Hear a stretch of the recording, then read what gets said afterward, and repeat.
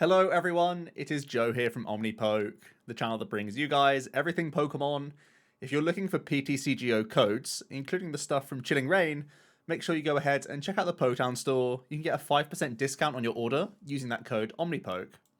For today's video, Jack is joining me because it is set review time. Evolving Skies is going to be released on the 27th of August, and we have just about 2 weeks with this set before rotation, so we're going to be talking about this massive set that we are going to be getting with a lot of exciting cards with an eye on that Sword and Shield on format. The tag team sets are going away, so there's going to be a huge shake-up in the TCG, so there's a lot to digest and talk about in this video. Yep, and as per usual, we've got the similar rating system that we usually run.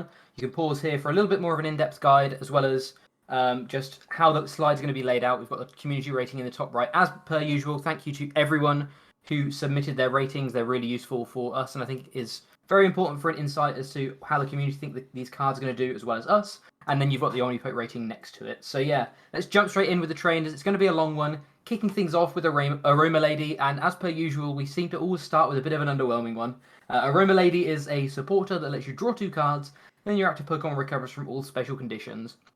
Essentially, this draws 1 less card than a Birdkeeper, and Birdkeeper switches you to the bench, which also removes your special conditions, as well as resetting things like Brave Blade on Zacian and stuff. So in general, it's just it's a worse Birdkeeper. Obviously, you need to switch back into the active with a Birdkeeper, but essentially, there's no redeeming features about this card. Special conditions aren't even that big right now, and the biggest one was probably Choo Choo, which is going to rotate. So right now, special conditions aren't a big deal, and you're drawing 1 less card than Birdkeeper. So unfortunately, just bulk.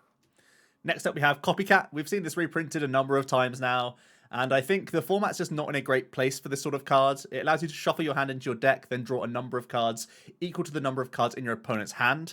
Now, knowing that Marnie is basically a staple and will continue to be a staple in the new Sword and Shield on format, alongside research, of course, but Marnie giving yourself just 5 cards, and then if you play a number of those cards from your hand, you know, even the player using a Marnie against you is going to be a really bad Copycat. So if you get Marnied into Copycat, you're only going to be able to use a supporter to shuffle in and draw, you know, 3-4 cards or something like that. So it's going to be very bad as long as Marnie's a card, and Marnie is very, very good. That's going to continue to see a lot of play.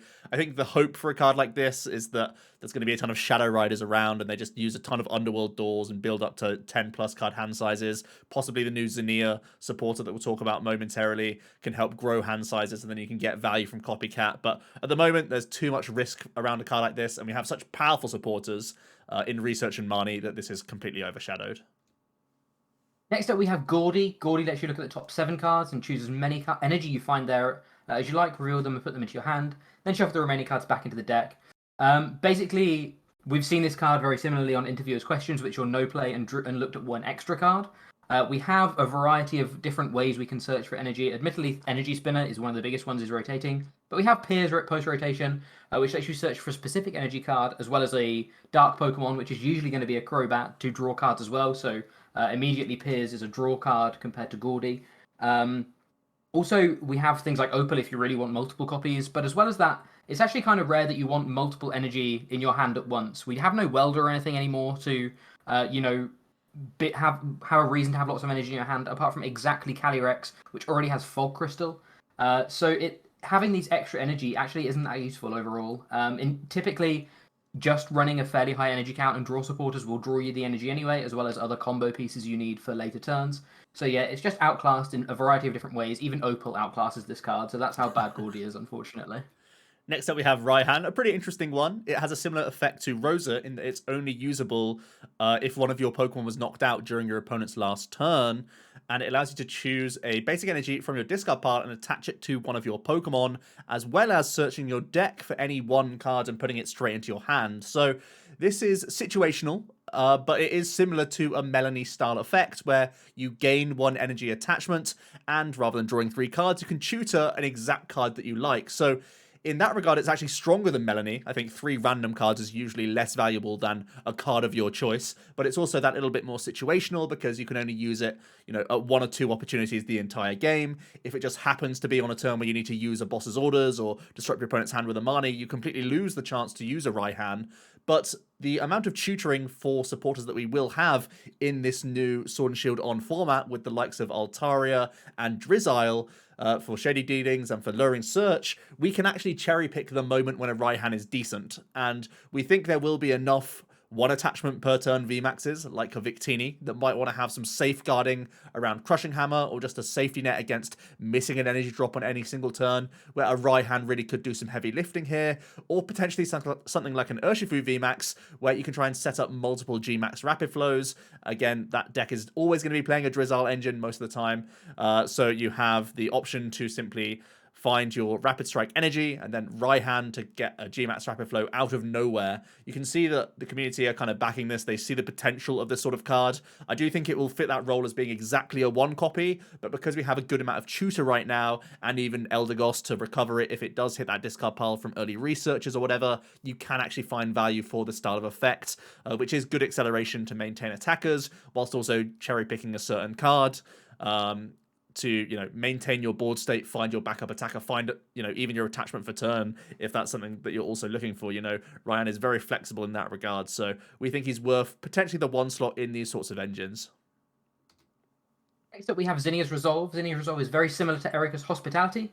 You must discard 2 cards from your hand in order to play this, then you draw 1 card for each of your opponent's Pokemon in play. So the same draw power, but different kind of effects or different kind of conditions. Erica, you needed to have 4 or fewer cards in your hand when playing it. So essentially, that's kind of going to happen most of the time with Zinnia anyway. Erica obviously works better with a low hand size because you don't have to discard anything, whereas you still have to discard with Zinnia. But because of Zinnia's text, you can actually chain Zinnia, which it was sometimes difficult to do with Erica's. And because of that, Erica's kind of only ever was a one-of in these decks, because you could never play it turn after turn realistically if you were drawing a lot of cards, or it was somewhat difficult to. With Zinnia, you don't have that problem. You can play 1, 2, maybe even 3 Zinnia, because it's actually a fairly decent draw supporter. A lot of these engines we're going to see are going to have a lot of bench Pokemon things, Sobbles, Inteleon lines, Cincino lines, all of that stuff, backup attackers, all that good stuff. So it's actually fairly often going to be a draw 4, draw 5, maybe even a draw 6. And that chainable is definitely not something to sniff at. It's actually pretty good. Again, similarly to Raihan, because of all of the tutoring we have in the format, it's also increasing its worth because you can actually get it when you need to, when you maybe don't want to research away all of the combo pieces, but you do need some raw draw, as opposed to shuffling it all to the bottom with Marnie, or like I say, discarding it with research. So I think it fits in a similar role that Erica does in these 1 prize engines, these Inteleon engines, but potentially even as a 2-of, because it's actually a bit stronger of a draw supporter in general. There's also a lot of discard synergy with it. Obviously, all 3 of these Pokemon on the slide have discard synergies, being able to discard Dark Energy for Moltres' ability, the Lightning Energy for Flappy's ability, or then Metal Energy for Zacian's Metal Sources. All of that kind of combos really well with Zinnia, as well as being able to draw up. So even the downside of discarding cards isn't a negative. So yeah, it's actually, I think, one of the best draw supporters we've seen since the release of Research and Marnie. They really have been difficult ones to overcome, but I think Zinnia's could be the first one that actually breaks into maybe two counts in certain decks. It's still not better than either of those draw supporters, but I think we finally have a couple more supplementary draw supporters that aren't as sort of feels bad as Marnie, where you shuffle all of your combo to the bottom or anything like that. This is just really, really good raw draw. And like I say, being able to tutor it out in these engines, I think is going to be really important. So yeah, I'm really excited for Zinnia. I think it's a great supporter. On to the trainers then. We'll start off with Dreamball. You can only play this card when it is drawn as a prize card before putting it into your hand. You then search your deck for a Pokemon and put it onto your bench. So the idea is that you can manipulate Dreamball into your prize cards with the help of the Peonia supporter by drawing into your hand, and then using that Peonia to put it in the prize card. Then you eventually take a prize card, and then you get this nice bonus tutor effect. Now, the hope here is that you can get cards that would otherwise be too awkward to actually put into your deck, which is mostly stage 2s, right? Potentially this could go into stage 2 decks in general, because they are usually scared of prizing certain pieces here and there. And it means that you can get a random way to get an additional backup attacker just straight into play, rather than needing to have your backup, lower evolution forms and needing to have that huge strain on rare candy the entire game. A Dream Ball really can, reduce that burden that you have. The awkward thing here is that you need to commit a lot of spaces to this sort of niche package and hope that you can sort of draw a Peonia in the same hand as a Dream Ball, at least one, maybe even more, if you're really going crazy here. The hope is that maybe you play some sort of Cincino engine or something similar to grow a hand size to actually make this one-turn combo sort of work. But at the same time, then you have to start taking prize cards, and all of this is sort of convoluted. There are many situations where the Dream Ball just becomes a useless card in your hand, and you just have to discard it and move on with other, Marnies and researchers and that sort of thing. But the hope here is that it could help you chain your stage 2 attacker that a little bit better. I think some of the most promising ones are the likes of Cinderace and Gardevoir going forward. Dusknoir being that funny tech card that you could potentially play. Even if you play no Dusclops, no Duskull, you could play the sort of Peonia Dream Ball package and have one Dusknoir and just get him immediately for free and have this annoying ability around for your opponent to deal with. But I think ultimately it's too niche, it's too narrow, it's not going to come off every single game, so really it's not worth the entire package deal a lot of the time. So we have Lucky Popsicle. This lets you heal 20 damage from your active Pokemon, then flip a coin, and if heads, you can put it back into your hand instead of discarding it. So 50% of the time it's better than a potion, 50% of the time it's worse than a potion. Net value is actually the same as a potion, and potion is not seeing play. Similarly with Moo Moo Cheese, which is actually, I think, better than this because it's a guaranteed 30 as on potentially 2 targets, which is also very relevant. And also, if you just need some healing, we have Indeedee, which is, again, not seeing play. Indeedee is actually a fairly decent attacker right now because of its typing, but even so, still not seeing play. So yeah, Lucky Popsicle is pretty flashy, but nothing too exciting overall, unfortunately. Next up, we have Rescue Trolley, and this is a really interesting card to evaluate because you can see the community are very high on this card. And initially, when this card was first revealed, I think there was a lot of expectation that this would be a very strong card in our formats. Now, from what we've tested so far with all of the decks, we've not put Rescue Trolley into any of them. We've not even considered Rescue Trolley in archetypes that are playing 90 hit point Pokemon. We're actually loving levelable packages in post-rotation. We believe that Altaria, Cincino, Drizzile, Flaffy, these will all be valid engines for sure. And Level Ball is a huge pull towards these type of decks because otherwise our ball search is exactly Quick Ball and then Evo Incense and Great Ball. So Level Ball having specific tutoring for these draw cards is great for us. Now, the issue is that Trolley is kind of slow in this regard because you're already going to probably max out copies of these consistency cards. And the way prize races often go means that people only really target a one prizer one time during the game. Or they're playing Rapid Strike Urshifu, which can target multiple, of course. But in that instance, you wouldn't even want to use a Rescue Trolley to get these cards back and put them into play because you're just feeding the opponent too often. And at that same time, even when we've thought about having recovery in certain decks like Rayquaza, which does use that Sky High Wave to discard a bunch of cards from its hand a lot of the time, we would think that an Ordinary Rod would probably be better in that regard because you can also get back things like Fire Energy. So this card immediately competes with Ordinary Rod. You get the immediacy of a Rescue Trolley, which is nice and reminds us of Rescue Stretcher a lot of the time. But this is so narrow, it's exactly getting back this little backup engine that you have, and typically it's not going to outweigh the fact of just playing more ball search in the opening stages just to hit those cards, or just thickening your lines in general to 4/4 copies. Even for like stage 2 decks that play a backup Cincino line, I think these are the decks that have the highest chance of wanting to play a Trolley. But oftentimes, an Ordinary Rod will still be better, and even Clara could be better, because then you can also target your Stage 2s themselves. So we just think this is overshadowed by other recovery pieces that we have, and overall just too narrow. So despite how strong of an effect this is, it's a 2-for-1 on a trainer card, which is really nice, and it is recovery. We don't think it fits in any deck in the format currently, so in that regard, it's not going to see much play out of the gate. Next up, we have Swap Cups. Swap Cups simply states switch a card from your hand with the top card of your deck. That's the same ability as Oranguru's Primate Wisdom. It's a great ability, but you can use it every turn, whereas Swap Cups you can only use once. This is a once per turn. It's a trainer. You have to play it, put it in the bin. Obviously, there's synergy with things like Marnie, and there's various different synergies that Guru has, but Equally, you don't want to be dedicating a whole card to this ability.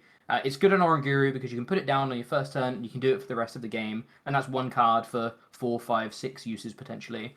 You have to with these you have to put 4 in to have 4 uses. It's just not worth the card it's printed on in your deck. So whilst it's a great ability on Oranguru, it's not worth it in a trainer form. Next up, we have Toy Catcher. It's an interesting one because it is a new item style gust that we're gaining. It says switch one of your opponent's bench Pokemon with 50 hit points or less with that active. So you're really trying to just bring something back up that you've hit for a lot of damage. We are actually coming into a format, thanks to the new introduction of Umbreon VMAX, where Gust will be pretty easy, I think. We've already mentioned that Drizzile and Altaria makes finding bosses' orders quite easy. We still keep Eldegoss, of course, to recover bosses' orders, so that's not changing. We've continued to use Pokemon Catcher if we really need to amplify our amount of Gust massively, and that's not seeing any play, even when ADP was around, that was traditionally known for being a Gust game kind of deck, and that's not seeing any play. And we are gaining Umbreon VMAX, which is a new ability that allows us to Gust as well. So only targeting Pokemon that have 50 hit points means that you have to draw this in the exact moment of the game, which may not even come up. You can only ever think about playing Toy Catcher in archetypes that hit an amount of damage just short of most VMAXs. So archetypes that hit around like 270 is really the only sort of things where you could even consider Toy Catcher in the first place, and then you'd have to draw the catcher on the right turn. So a very narrow, even with like Inteleon trying to like ping things down to give yourself an easier chance here, and even with Drizziles that could potentially tutor this in the later stages, I feel like it's still way too niche compared to the other options that we have overall. Next up, we have Vigor Shake, a really, really interesting card. Vigor Shake is an item that says when you use this card, your turn ends. Search your deck for a card that evolves from one of your Pokemon and put it onto that Pokemon to evolve it. You can use this card during a first turn or on a Pokemon that was just put into play. So yeah, that's a crazy strong effect. That's Wally on an item that ends your turn. Wally has been good in the past. It was always fairly slow, and I think if Wally were printed now, it wouldn't be played because it's just too slow. But on an item, it's at least interesting because you can still play your supporter and stuff like that. Yes, it does end your turn. But the problem is there's really not that many targets for this. I think the only one that we could think of was Galarian Weezing with the neutralizing gas ability that says if it's in the active, your opponent has no abilities. And in all fairness, if your opponent was to do this on turn 1, it would be pretty inconvenient. The problem is Galarian Weezing is just not very good. Because of that, it's not worth building a deck around this to stop your opponent's abilities working, because you're doing basically a very low amount of damage per turn. You can buff damage with things like Toxicroak and stuff, but Galarian Weezing isn't a great attacker. We have seen a couple of Eternatus builds playing Galarian Weezing in the past, and in all fairness, they're happy to commit an energy to Ascension. But I still don't think these builds have ever been particularly good in terms of the way to play Eternatus. Eternatus, I think, is just all about consistency, and rather than slowing the opponent down, I think it's always just best to be as consistent as possible, especially with the experience we've had with this format. You can't play these funky builds because you're just going to get blown out by a boss or whatever, so you can't really, I don't think, build towards that anymore, and Vigor Shake is, I would argue, more convoluted than just playing Ascension Coughing anyway. So I don't think it's the way to play Eternatus. I don't think Galarian Weezing is a deck in itself. So unfortunately, because there's no other great targets, Vigor Shake just isn't very impressive. I think the card is very, very interesting, and in all fairness, I will be pretty surprised if throughout its time in Standard it doesn't see some play somewhere, because the effect is incredibly strong. It's similar to that Rescue Trolley where the effect is very, very strong, but there's just nowhere to put it right now. And because we look in somewhat of a vacuum at the current format and not future projections, that's why this is also a 1-star. Despite it being a very, very interesting and dynamic effect, I think right now it's just not going to see any play. There's no great targets for it outside of Weezing, and even that, I would argue, is not particularly good either. Next up, we're going into the tools now, and we have a couple more glove cards, everyone's favorites. None of them have seen any play at all, and I think that's going to continue to be the case. Rubber Gloves doesn't really target anything. The most relevant lightning Pokemon is Boltund V right now. Digging Gloves does target Rapid Strike Urshifu, which is going to be a relevant card going into the new format, but as we know, if you're putting something like this into your deck, you're knowing for certain that it only is useful to you in one in every like 10 games. If even the most popular decks are only like 10% of a meta share a lot of the time, and it feels like there are going to be many viable decks in the Sword and Shield on format. So you're willing yourself to play a card that does nothing in like 90% of your games, which is just not going to be good. There are a few kind of cards that could maybe take advantage of this that little bit more than traditional cards.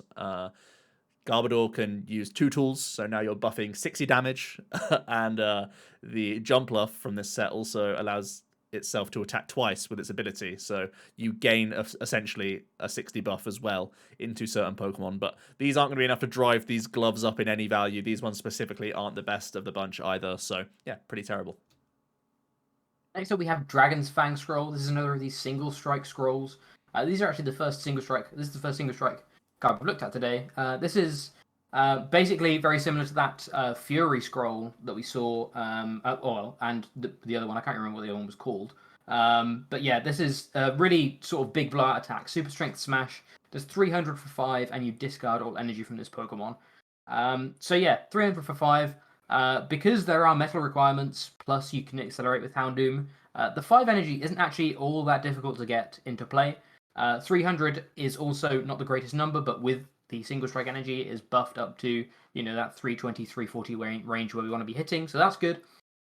Unfortunately, there's just no real answer or no real home for this right now. I think in most cases, the single strike Urshifu decks are pretty happy playing the Fury Scroll, as well as just having already an inbuilt attack that does 270, because again, you can buff that damage up, so maybe you're not, it's a few more single strike energy to reach the one shots, but we have other ways of poking with that deck and stuff like that anyway. And Duraludon VMAX has really not been too impressive to us so far. It feels like a complete counter deck, kind of like a Decidueye or something, where you're just playing it based on this ability, and the attacks don't really matter. The attacks are just what you use to win the game, but the ability is actually the thing that's winning you matchups in terms of the reason to play the deck. So, yeah, neither of these decks are particularly even that good. And then the only other kind of funky use for it is you can actually attach it to things like More Wild, because obviously More Wild can be sorcered too, so you realistically can actually get this out in a turn with a More Wild. But again, that all sounds very, very glamorous, but isn't really that impressive. And it's still only 3 prizes. And if you're playing this More Wild deck, you've probably spent all of your sources trying to get 1 Super Strength Smash going. So you still have to take 3 prizes elsewhere. So yeah, overall, it's just not really going to fit into either of the deck or any of the decks that would not naturally play it. And spoilers, we don't think Duraludon is that great either. So I think that would be the most natural home. And that deck seems to be really, really clunky and doesn't really know what it wants to do, doesn't really know how to build itself. So yeah, I think there's going to be cards you prioritize over this kind of tech card. Even like the Fury attack in that one, Scroll of Scorn is what it's called. I would argue is potentially better anyway. So yeah, it's just not really outclassed by anything in any of the current single strike decks we have. Next up, we have Elemental Badge. We've got a lot of evolutions in this set and a lot of badges to go with them all. The Elemental Badge interacts with Vaporeon, Jolteon, and Flareon V. This does, of course, also include the VMAX. And if it's attached to any of these 3, they pay 1 colorless less to use their attacks, which is really nice, actually. It does mean that Jolteon and Vaporeon can both attack for 1 energy attachment, because the Vaporeon is a rapid striker. And Flareon will still need 2 energies to fulfill its attack cost, but it is a single striker, so you could also use Houndoom as well. So definitely reducing their costs, potentially making them more viable alongside things like Cheryl, that supporter card, where you're only removing 1 attachment from 2 of these at least, and then you can just reattach and carry on and undo a bunch of damage, which is cool, or just make them more efficient in general. I think Jolteon's attack is looking pretty spicy among the bunch, and I think for just 1 energy drop, that's going to be pretty nice. And we know that reducing energy costs in general is a very good effect in the TCG, so really this card lives and dies by how strong this trio end up being. I think Jolteon is probably the front runner for among them, which is going to be the best. So I have high hopes for that sort of card, and that's why we're going to rate the Elemental Badge at that 3-star for now. So we have Flying Dragon Scroll. This is obviously the Rapid Strike counterpart for this set. The attack Meteor for a fire and a lightning. asks you to discard 2 energy from this Pokemon and then do a 90 snipe to one of your opponent's benched Pokemon. Again, discarding 2 for 90 isn't all that good. I think exclusively the only deck you would ever see this being played in is Ray because of that fire energy cost. And in Ray, you're probably playing a Flaffy engine, and with the Flaffy engine, we have a variety of different other sniping Pokemon. We have Zapdos for the V Pokemon, we have Regieleki for some 1 prizes. So there's just no real reason to play this. Obviously, there's a fair few ways of being able to search this out and stuff like that, and 90 damage is actually pretty relevant in terms of what it can hit. You can see that we've been raving all about these level ball engines that look to be very, very strong post-rotation. But even so, I still don't think it's worth it. I think Ray's game plan is typically just trying to motor through the active as fast as possible. Rather than, and you need to be, drawing cards, you need to be rosing, you need to be attaching a load of energy and just going for KOs in the active. You very rarely go 1, 2, 3 route in that matchup. It's usually just 3 prizes into 3 prizes. So this 1 prize, I think, is very rarely going to actually be relevant. And also, because you discard the fire as well as, or you have to discard 2 energy, which is probably going to be a fire energy as well, you're actually also then forcing yourself to find another fire energy next turn, unless you're exactly closing out the game with this. So yeah, it just doesn't really fit Ray's game plan from what we've played with Ray so far. Maybe it will get to a point where Ray can become a 1-2-3 deck, like a lot of these VMAX, the prize races for these VMAX are, and maybe at that point the card becomes a bit more interesting. But currently, Ray just looks to be a 4-head go face, take out whatever's in the active right now. So it just doesn't fit that game plan in most situations. Next up, we have Full Face Shield. It says the Pokemon this card is attached to, except Pokemon with any abilities, take 20 less damage from your opponent's attacks. This is a straight up downgrade to Hard Charm because it only works on Pokemon that don't have abilities. So your pool of cards is greatly reduced to just basically a handful of VMAXs, I would imagine, most of the time.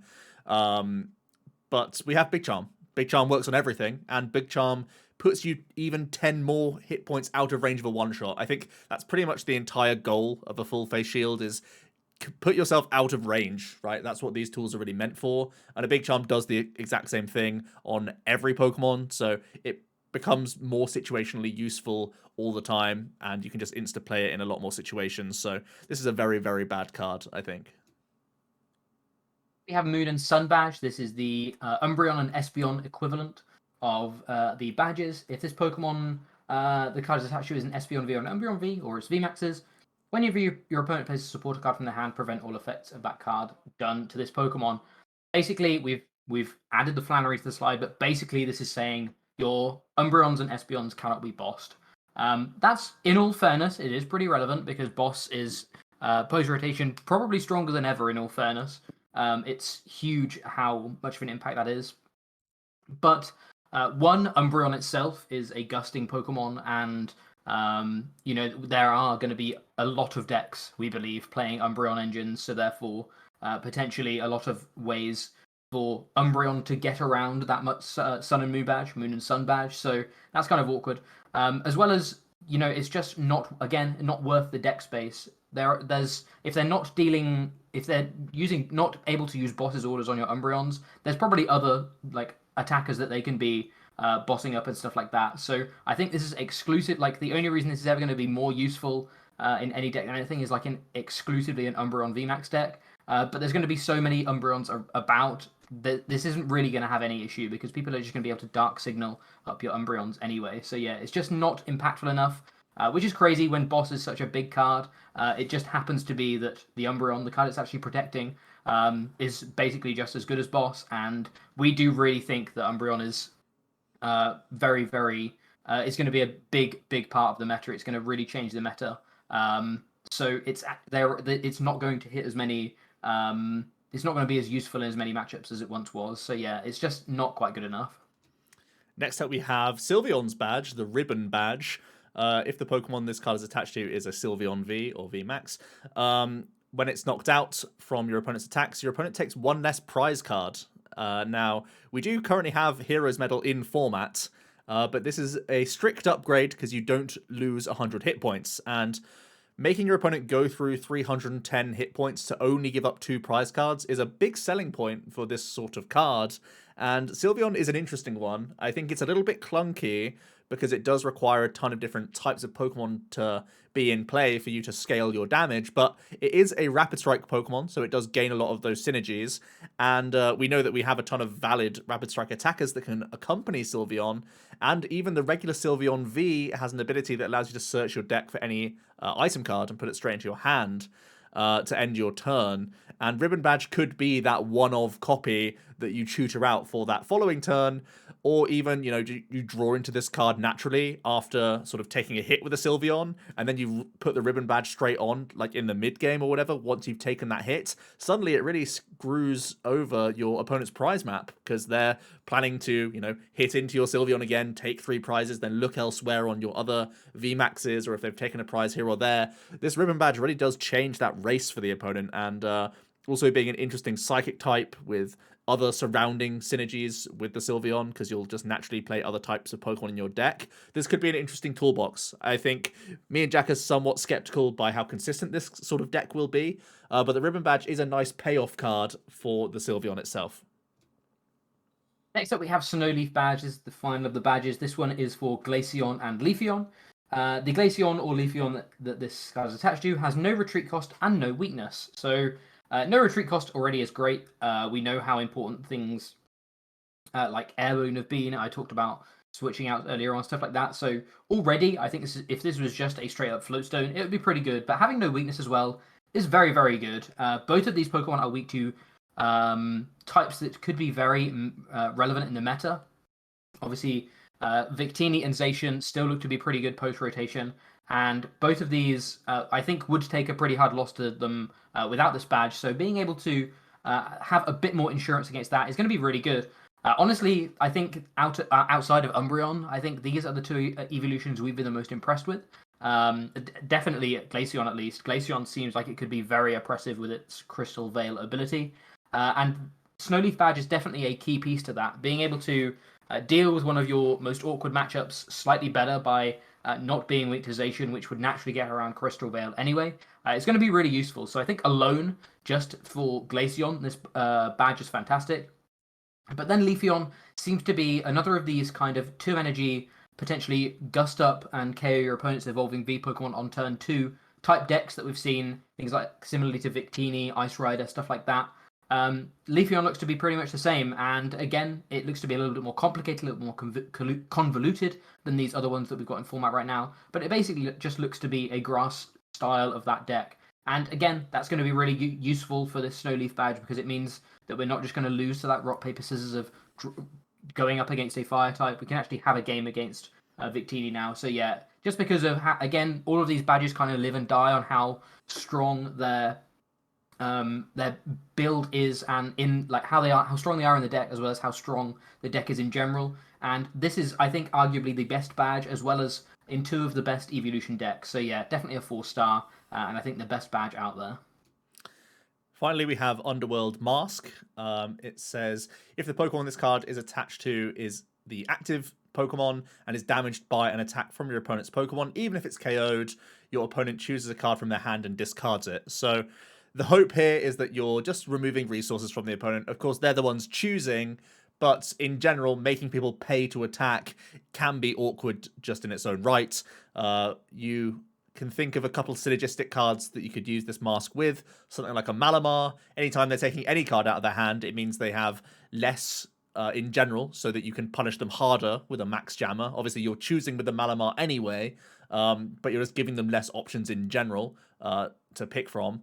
And there's also the Garbodor, of course, where you can double mask up, and then your opponent is having to pay 2 cards just to launch attacks each turn, and that can disrupt their chain of attacks quite easily by them, you know, having to get rid of their turn attachment for the following turn, getting rid of a utility supporter, so it forces them into one direction for the following turn. So it can make some difficult decisions for the opponent here and there, but it's not going to be a big enough payoff for these sorts of archetypes to actually see that much success. Malamar's doing well right now in the format, but we lose a lot of pieces from the Dark Box style deck. Malamar doesn't have that same acceleration behind it anymore, and Garbodor just doesn't really do enough, we don't think. So the mask doesn't really have much of a home either right now. Onto the stadiums, and the first one we have is Crystal Cave. Crystal Cave is very similar to Rough Seas of people that have been playing since the XY era. Rough Seas, I need called it Rough Seas, that's how similar they are. Crystal Cave says once during each player's turn, that player may heal 30 damage from each of their metal and dragon type Pokemon. Obviously, there's going to be minor synergies with dragon types here and there, but we'll speak about a stadium in a couple of cards' time that just looks to be better for dragon types.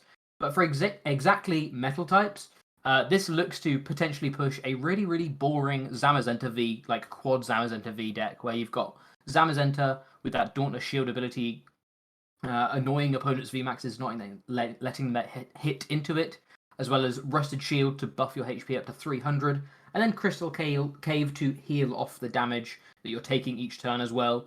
Maybe you can just be moving around them with things like Birdkeeper and stuff and Switch. You just be doing assault tackles turn after turn, chugging away 130 after 130, but basically your opponent's just never able to get through enough Zamazentas before you've done enough assault tackles to run them out of special energy or just take 6 prizes. This actually looks to be a fairly annoying archetype. I'm not certain it's going to be very, very good, but I think it's going to be one of these, again, kind of Decidueye style archetypes where if it's not respected, it could easily go deep into a tournament just because people don't have the answers, and dealing with 300 HP Pokemon that heal 30 each turn is definitely going to be annoying, as well as the natural disruption they provide from Assault Tackle as well. So, yeah, it looks to be very annoying. It's better than that Surchester Bath card we saw a few sets ago that's basically just buffing or reducing damage taken. This is, healing is really, really good, and it hitting multiple targets, similar to Rough Seas, is great. Rough Seas saw a lot of play throughout its tenure in Standard, and I could see Crystal Cave doing the same thing. So yeah, Zamazenta looks to be the big benefit of this, but I think no matter what, there will be many decks that try this out. Next up, we have Fashion Maul. It's an interesting stadium card that says once during each player's turn, they may choose a tool attached to one of their Pokemon and put it into their hand, which is pretty nice. There's some situational trainer tools that you may want to pick up and get some reuse out of. Air Balloon is obviously a really nice one where you can just make sure that you have freedom of movement around your board with the help of this stadium card. And there's also EXP Share, where once you send your Pokemon into the active, it's no longer going to get that benefit, but picking it back up and then re-establishing it to a bench Pokemon means you can get double dips on just one item card, which I think is really nice. The only reason we're giving this a 2-star really is that Swell is gone now, so we don't have any good counter stadiums in the game, and some decks simply need a counter stadium to Path to the Peak. It's basically play some slightly synergistic counter stadium, or play a Pumpkaboo and Scoop Up Nets to try and beat Path to the Peak decks. So this could fit that niche of being the best of a bad bunch of stadiums if you're that terrified of Path. So that's where we see it fitting in. We don't think it's strong enough to just immediately go into any deck. It's just a small benefit that you gain, and of course your opponent can take advantage of it as well, that little bit here and there. But it may be our only hope to beat Path in certain decks. So we have Stormy Range. This is the stadium I was talking about a moment ago. Once during each player's turn, that player may search their deck for a basic, lightning, or dragon Pokemon and put it to their bench, then shuffle their deck. So again, this is another reprint, essentially, of Brookpit Hill, which was another brilliant stadium, saw loads of play throughout its time. And yet this fits perfectly into the Ray deck.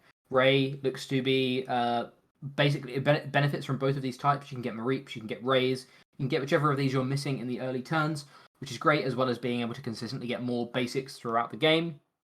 The weird thing about Stormy Range, it's still a very good card, but the weird thing about Stormy Range is I feel like we have a lot of basic search right now. We have Quick Ball and Level Ball, meaning that we actually don't struggle too much for basics. I think it's a bigger issue searching for some of the evolutions, so there is a bit of contrast there, but it just basically means that you're always going to be getting, or you have a lot of outs to get a lot of Mareep on in the early turns, which is basically the exact thing the deck needs.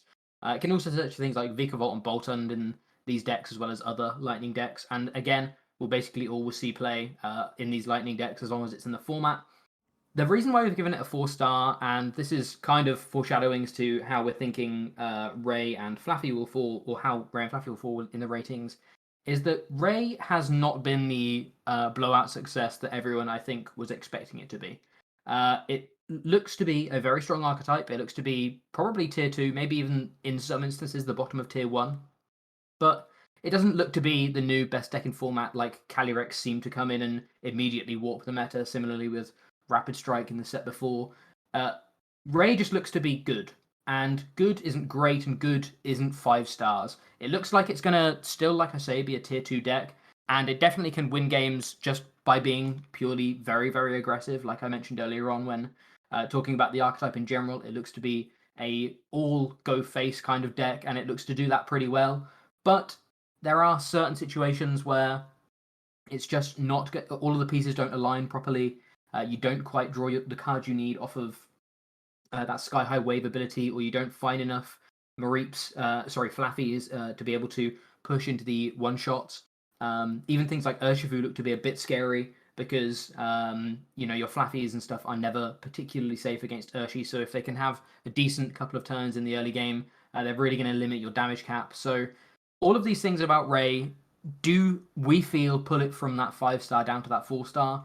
And because of that, because of the way our rating system works, Stormy Range looks to go in exclusively Ray, in all fairness, whilst it can pick up things like Vikavolt and Boltund. Neither of these look to be particularly good in their own right. They maybe are techs in the Ray deck, but they don't look to be good in their own right. So because the deck that it looks to be heavily featured in is a tier 2 deck that's probably going to be a 4-star, we're actually going to rate Stormy Range 4-star as well. The card is fantastic, and it definitely will probably see 5-star play throughout the next 2 years. But in this current iteration of Standard, we think it's just going to fall short and is going to be that 4-star. We have one special energy from the set, and it's Treasure Energy. It has that same sort of text as the Dreamball that we saw earlier, in which you're going to try and manipulate this to your prize cards, hopefully with Peonia here, because if you take it as one of your face downs, you can actually just attach it to one of your Pokemon. So it's a free colorless attachment if you take this from your prize cards, which is a nice bonus. Again, we have a number of 1 attachment per turn vmaxes, so having a bit of a safeguard to Hammer, to Fan of Waves, or just to missing attachments throughout the game, or just going second even sometimes, and your opponent hits you first, sort of thing. This could be a nice solution.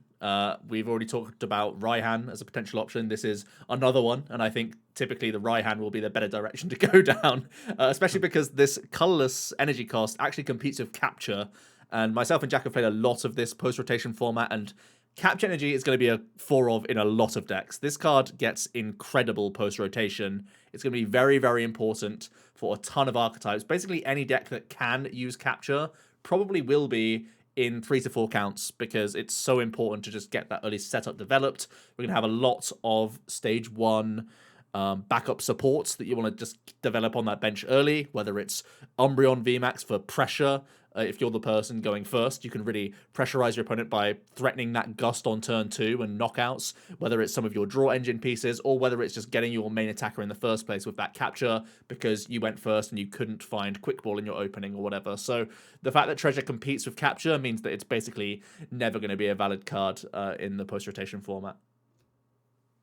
Onto the VMAXs. Usually we'd stop here, but this time we're going all the way through. And Leafeon V and VMAX are the first ones we're going to be looking at. Leafeon itself is actually very interesting. It has the Greening Cells ability. It's a 200 HP grass type, and has the Greening Cells ability. Once during your turn, you may search your deck for a grass energy and attach it to one of your Pokemon. If you use this ability, your turn ends. So we've just been talking about how 1 extra attachment can be make or break in this format. And I think on release, a lot of people immediately saw this as nuts.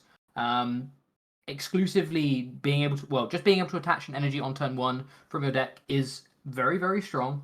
But similarly to that Treasure Energy, the Grass Energy is going to take up that colorless cost, and realistically, to be able to search for this Leafeon, you're probably going to have to capture energy out. You don't necessarily want to be using a Quick Ball for it. You can use a Quick Ball for it, but we've mentioned literally just then how important capture is post-rotation. And having Capture as your 1 colorless cost means that this Greening Cells kind of has to go to a benched attacker or somewhere else other than your main attacker, because you've already fulfilled that colorless cost. So I think a lot of people initially read this as Universal Energy Acceleration and kind of went bonkers in a format where just missing 1 attachment is make or break. But I actually don't think it's going to be as good as people realize, because it's not actually fulfilling that a requirement that Capture isn't. And I think in most situations, Capture is better because it's going to search out for your your Sobbles, your Mincinos, your stuff like that, or just another attacker. And I think it feels kind of bad searching for a Leafeon, especially given that you're kind of using your attachment to get an attachment. And like I say, it may not even be one that you can use on your main Pokemon. You might have to use this on your backup attacker. So you then need another ball search card for a backup attacker. And on top of all that, you then have to play Grass Energy in decks that maybe typically won't be playing Grass Energy. So as Universal Energy Acceleration, I actually think this is pretty bad, which is unfortunate because I think the ability is very interesting. However, in the Leafeon deck, the ability is crazy good because it means that basically you don't need to be you're already a 2 energy attacking Pokemon. The Leafeon VMAX has Grass Knot for 2 energy, does 60 times the amount of retreat cost in your opponent's active Pokemon. So you're already a 2 energy attacker, which can be fulfilled by just attaching turn 1, attaching turn 2. But with Greening Cells, you can now attach turn 1, Greening Cells either to your 1 Leafeon or to a benched one so that you can't lose to a boss, which is hugely relevant in this format because a lot of games are just decided on turn 2 by bosses' orders. Now you can separate your energy similar to how Eternatus does when it uses that power accelerator attack so they still have an attacker on the next turn. And from there, you have either 2 attackers set up, or if you know you're not a threat from boss, you have 1 attacker set up that you don't need to worry anything about, that it's already got its 2 energy. All you need to do is evolve, and next turn you can start powering up manually your backup attacker next turn. So in exactly the Leafeon deck, I think Greening Cells is insane. I think it's very, very strong, and it actually, I think, is almost a reason in itself to play this archetype. But outside of that deck exclusively, I don't think it's actually as strong as people realize. The Leafeon VMAX in general, I think, is again very, very strong as an archetype. I mentioned when we were talking about the badge that it's another of these kind of gust your opponent's evolving V on turn 2 style decks. It's a little bit more convoluted than a Victini or an Ice Rider or something like that. The Grass Knot probably does have to have Galamine in play to be able to push up to 240 because most of these evolving Vs have 2 energy cost in their 2 energy in their retreat cost. There will be certain ones that you can just never one shot, which is awkward, and that may be a reason why it doesn't quite reach the tiers of things like Victini and Ice Rider. But you can also just be able to KO things with 240 or HP or less if they have 2 retreat costs, which is cool.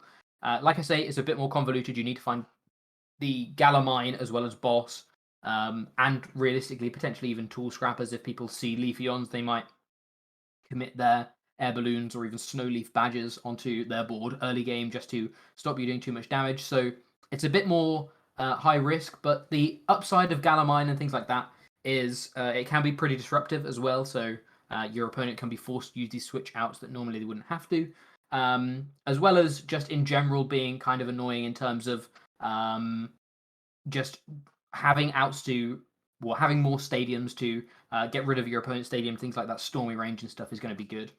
Grass is also a great type. We've mentioned multiple times how good Umbreon seems.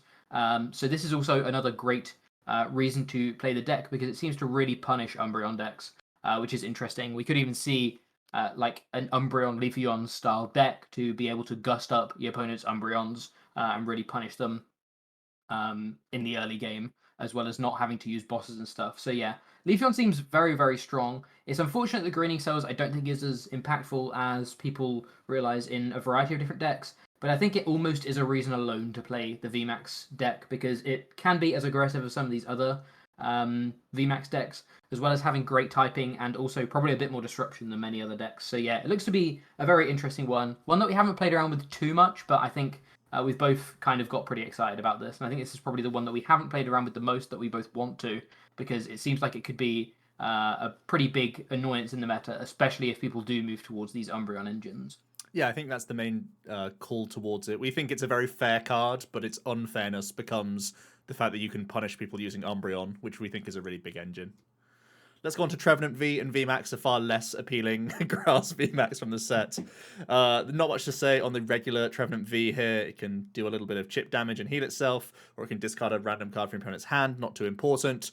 The Trevenant VMAX has Forest Song 40 times the amount of supporters in your opponent's discard pile. This can scale into those later stages of the game, but early on you're not setting the world alight, you're not doing too much damage. And Max Forest for 3 energies is only doing 180, so you can't even be threatening, boss KOs on Evolving V Pokemon. You are getting 2 shots on VMAXs, but it's really not a lot of damage. There's no payoff here. We already have the Leafeon, which feels much, much more efficient and stronger in general, and even Delmise is stronger, so because it can at least be threatening boss turn 2 if you greening cells to the Delmise. So yeah, it is a very, very bad Grass VMAX. Yeah, so we have Flareon. Flareon is I think, the one that we think is probably the worst out of the 3 elemental evolutions. Obviously, we do have that elemental badge that we touched on earlier on. And because of single strike Houndoom, we can accelerate into max explosion in a turn. But max explosion, I think, is pretty weak. The V is, again, not much better. Burning Breath does 20, and you can search for a fire and attach it to this Pokemon. Unfortunately, because you're attaching to this Pokemon, that's actually really anti-synergistic of what you want to be doing right now, because you don't really want to be just leaving your Vs in the active, kind of ready to get KO'd. There's so much aggression in this format right now. It's really not where you want to be attaching the energy. And Scorching Column just does 120 and burns the opponent, so that's nothing impressive. Max Explosion on the VMAX does 100 times the amount of energy you discard from the top 5 of your deck. We've seen this kind of style of effect in the past with things like Sandaconda. They've never been good. Obviously, you have a bit more bulk with this, but you're weak to water, which is not great, and there's still not great ways to manipulate the top decks, as well as needing multiple energy to be able to, or multiple energy in your attack to be able to use it.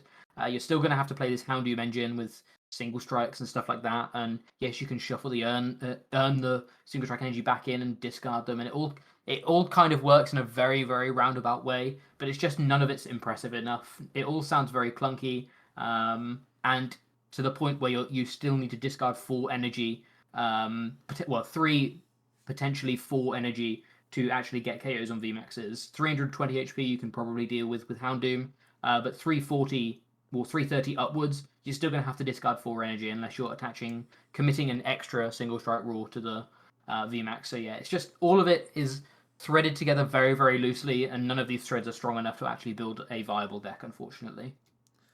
Next up we have Volcarona V. Now, this was a surprising one because I think we mulled it over the first time, but on reflection, I feel like this could be a pretty important one-of for a certain way of playing Victini VMAX. I think myself and Jack are both sold on Victini. We think its pressure is very, very good post-rotation. There's no tag teams anymore, so Max Victory is solid damage output in every matchup, pretty much.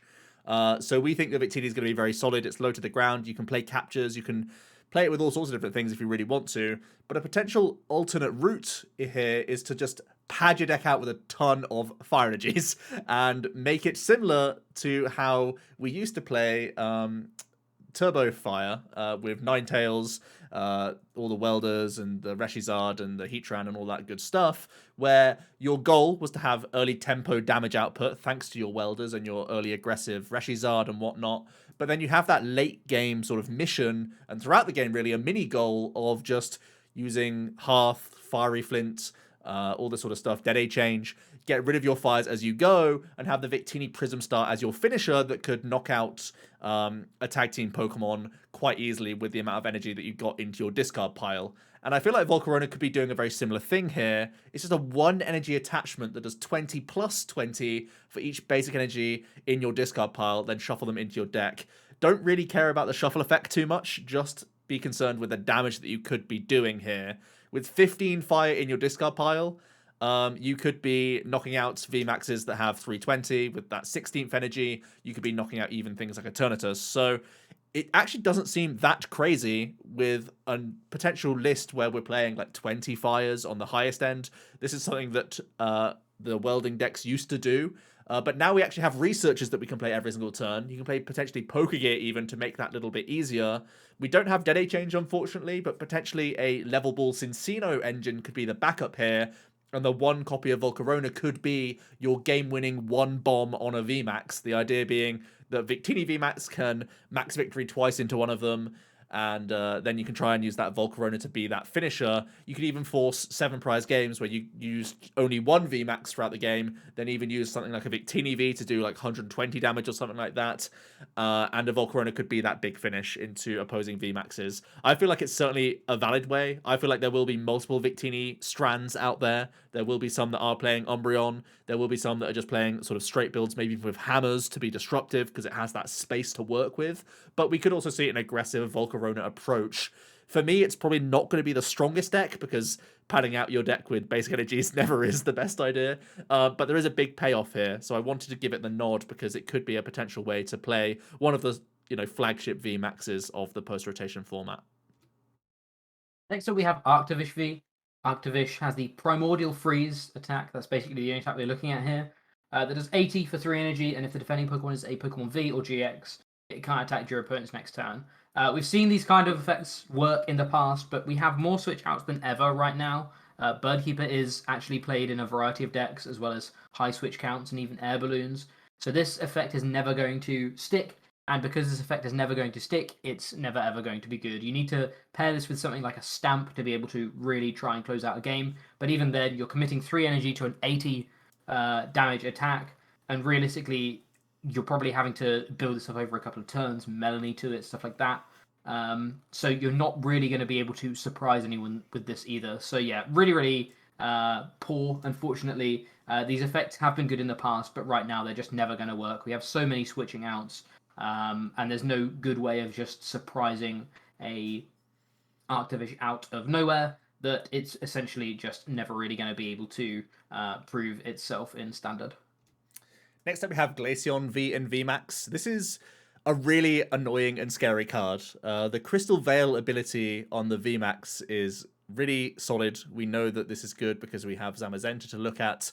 It has that same text, prevent all damage done to this Pokemon by attacks of your opponent's Pokemon VMAX. Now it's coming on a 310 hit point Pokemon.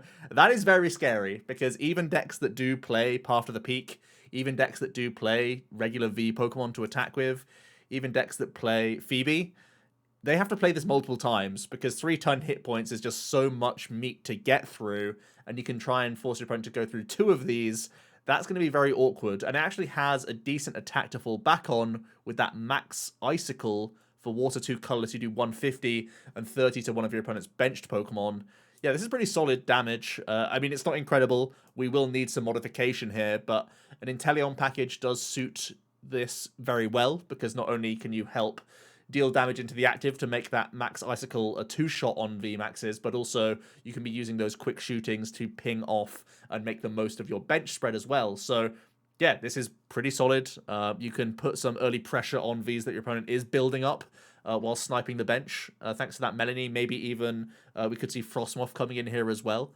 Because I believe Scoop Up Net will be a way to play this sort of approach because we want to have Pumpkaboo in here to remove Path of the Peaks. So maybe even a 1-1 Frostlass line could join the Melanies here for energy acceleration. You have that Snowleaf badge, so you're less afraid of Zacian and Zamazenta, which is nice.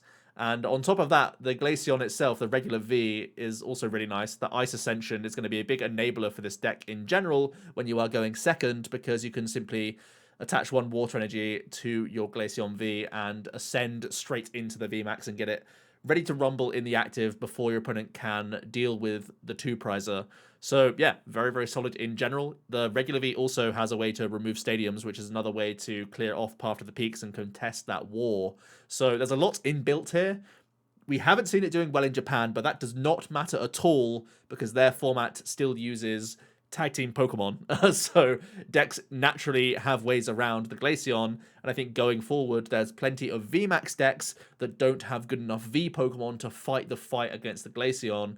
They'll probably lose that prize race, even if they do have answers, because you can put more pressure on, and the turns that you buy from Crystal Veil in general just puts you too far ahead damage-wise. So overall, very scared about this card.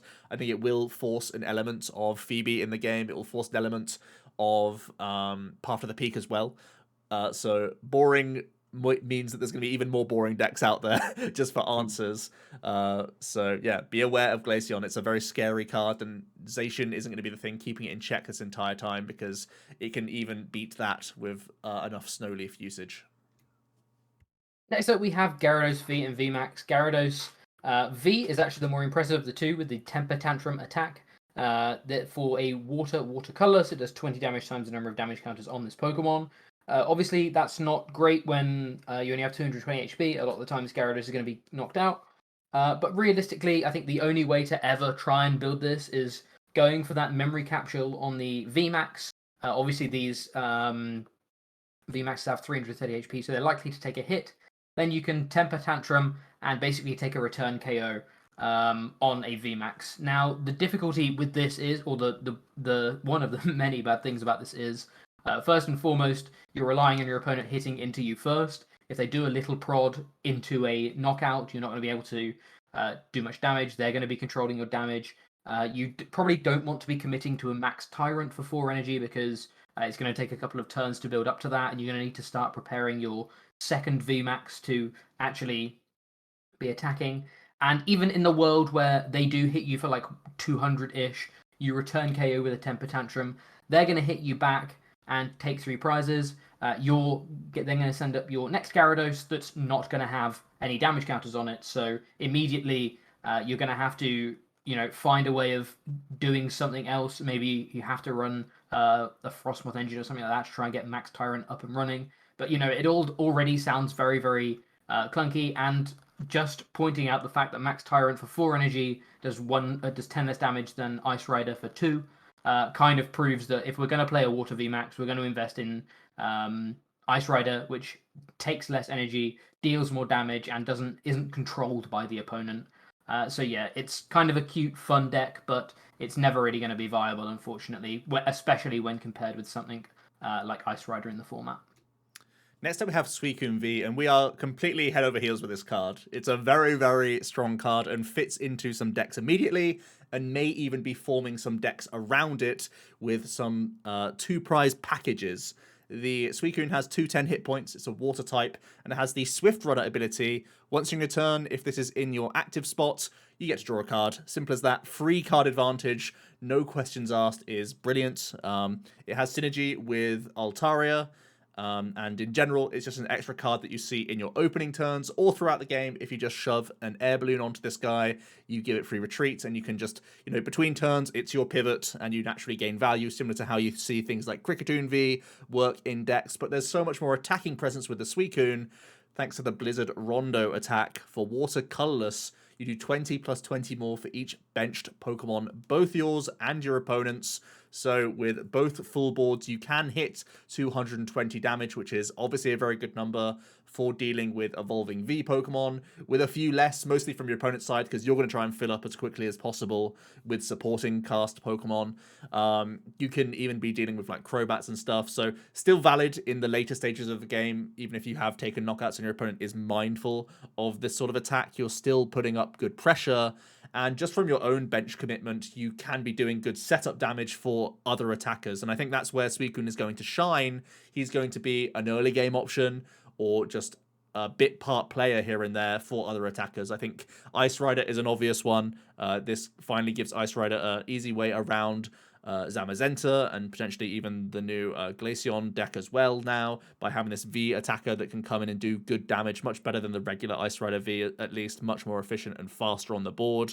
And just in general, it can be that early Blizzard Rondo while you're setting up Calyrex, and you can then move into that Max Lance and naturally force an annoying prize race for the opponent by forcing them through a V and a V Max, and then potentially throw another VMAX in their direction in the game and force bosses' orders. So yeah, it fits naturally into Ice Rider, which we think is going to be one of the top decks in the format, but also could be, we've seen in Japan that it's been used a lot with Altaria, just as its own deck, but that won't really translate over to our format because we don't have the same disruption cards that the Japanese format does. They are typically trying to play Stamp and Jesse James because you can just tutor it out with the Altaria in the later stages of the game. We don't really have that option, but you could still be playing this as a water style attacker whilst also having the Galarian birds and maybe some other interesting V Pokemon all in one sort of mesh of a deck, because there will be a bit of a hole left in the format when ADP birds rotates, but the Galarian birds are still very, very strong in their own right, and their type coverages are still insane. So maybe having this Suicune, which really stitches things together, buys the Moltres some turns to use those Dire Flame wings. Maybe, if your opponent's playing round Zapdos, that sort of thing, the Suicune can be an element in there of relatively stable damage whilst also drawing cards throughout the game. So definitely going to be interested to see where Suicune ends up. It does have that Cricketune style effect where you could see it as a one-of in like a ton of decks just naturally because it's a card and you can't really question that. But it really improves Ice Rider. I think it pushes it on its own towards those higher echelons where at the moment it's sort of knocking on the door, sort of tier 1.5, maybe top, mid of tier 1 right now. But I think it really pushes that Ice Rider that little bit higher, pushing towards the S tier, I feel, because it's just such a consistent and strong card. Next up, we have Vaporeon V and VMAX. Vaporeon itself isn't too impressive. It's got triple draw and splash jump. Triple draw draws 3 and splash jump does 90 and switches to the bench. Nothing too crazy. Vaporeon VMAX is a little bit more interesting. Bubble Pod for a single water energy lets you choose a water Pokemon from your discard pile, put it onto your bench, then attach up to 3 water energy from your discard pile to that Pokemon. You can get stage 1s and stage 2s out with that, so that's pretty cool. Again, it may be a way to play some stage 2 water types, but I feel like the only relevant stage 2 water type right now is Inteleon, and there's enough reason to play the Sobbles and the Drizzards that you wouldn't really need to be playing Bubble Pod for that anyway. But it does at least mean if you're playing an Inteleon engine, you can get more Inteleons out, which is interesting. Then Max Torrent does 100, plus 100 more if the defending Pokemon has any damage counters on them right now. So again, that synergizes very well with the Inteleon because it means that you can be doing that extra 100 damage. With the Elemental Badge, you can actually just use 1 Rapid Strike energy to use Max Torrent, which is pretty interesting. Obviously, this is a Rapid Strike Pokemon, so you can do that, which is cool. Unfortunately, again, it's just another case of a Water-type VMAX being outclassed. We have Ice Rider, which does more damage for less energy typically, and again, we've just said how strong Ice Rider seems.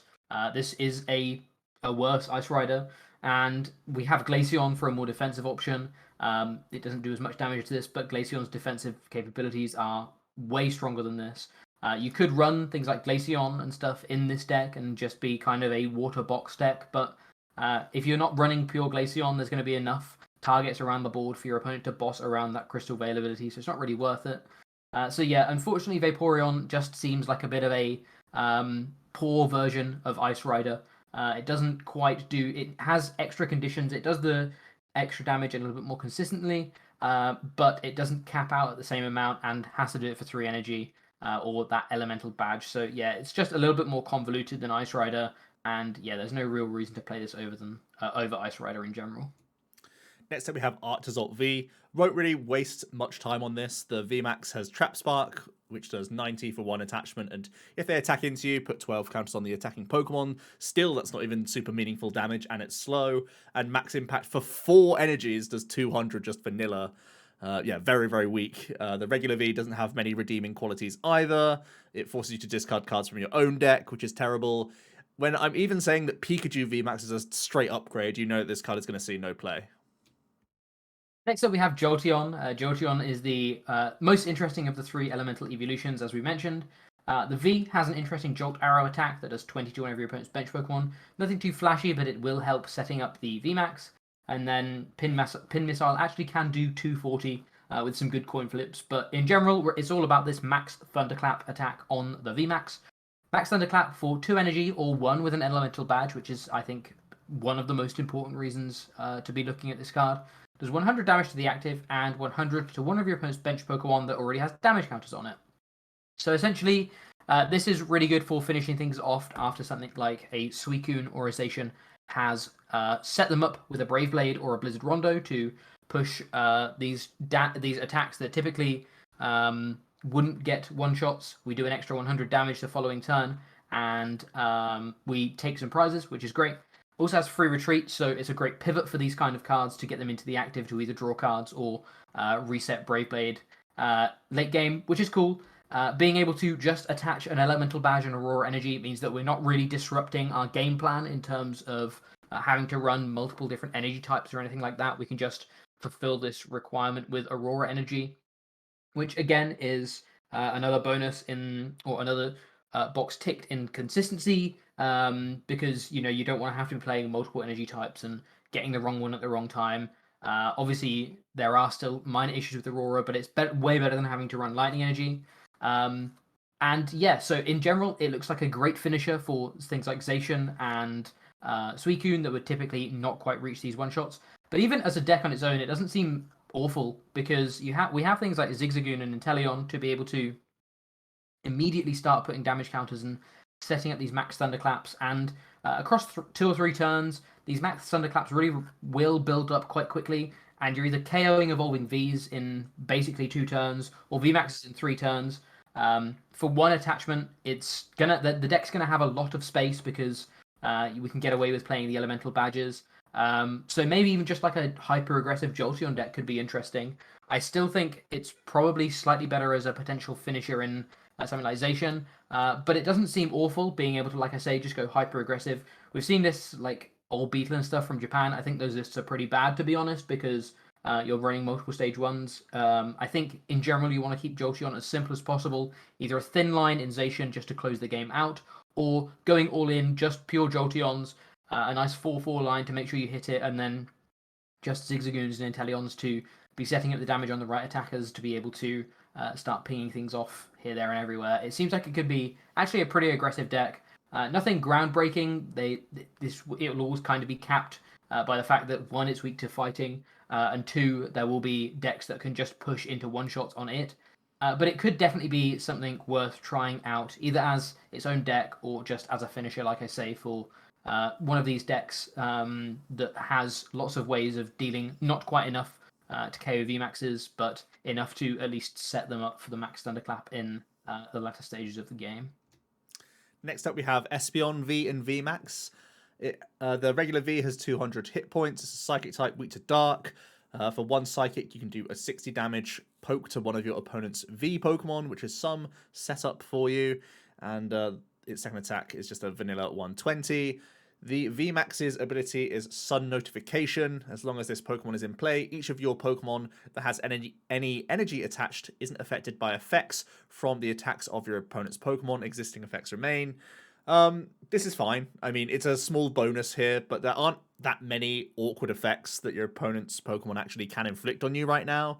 So it's not a huge deal, I think, overall. And then there's the max psychic attack. For psychic can do colors, you do 60 times the amount of energy attached to your opponent's Pokemon.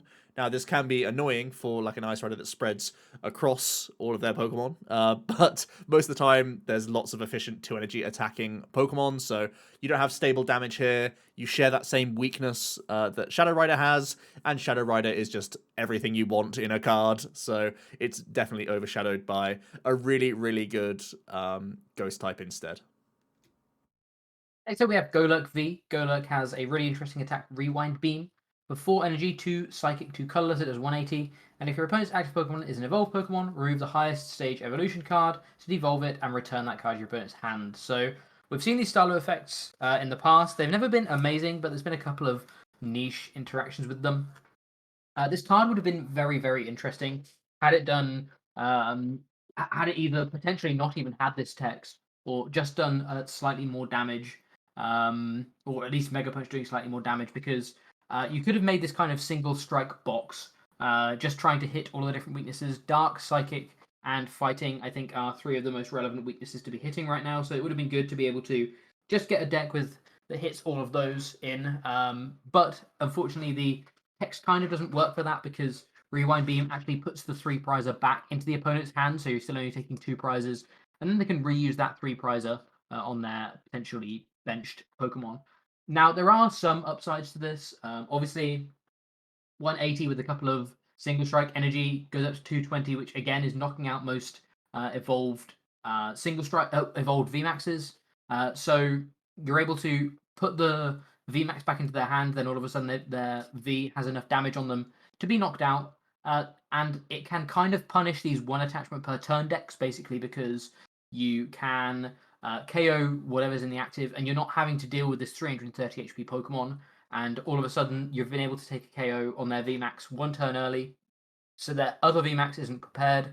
So if you can then gust up that second VMAX and rewind beam that one, it doesn't matter that you're only taking 2 prizes instead of 3 because you're getting rid of their energy at every time. The issue is rewind beam's energy requirement is really, really awkward. You need to play single strike energy and Houndoom to be able to push into 220, which is really where you need to be hitting for these evolving V Pokemon.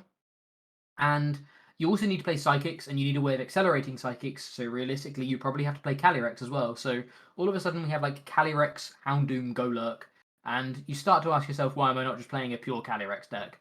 And that's essentially why this card isn't going to see play. It doesn't do the right numbers for the single strike box deck, and to be its own deck it requires too many other cards that typically are better in themselves in their own decks. So yeah, a really interesting one, and I think this could have been very, very cool had the numbers been slightly different or the energy cost been slightly different. But unfortunately, because of the way the card's been built, it's not really going to be able to do anything in this meta, unfortunately.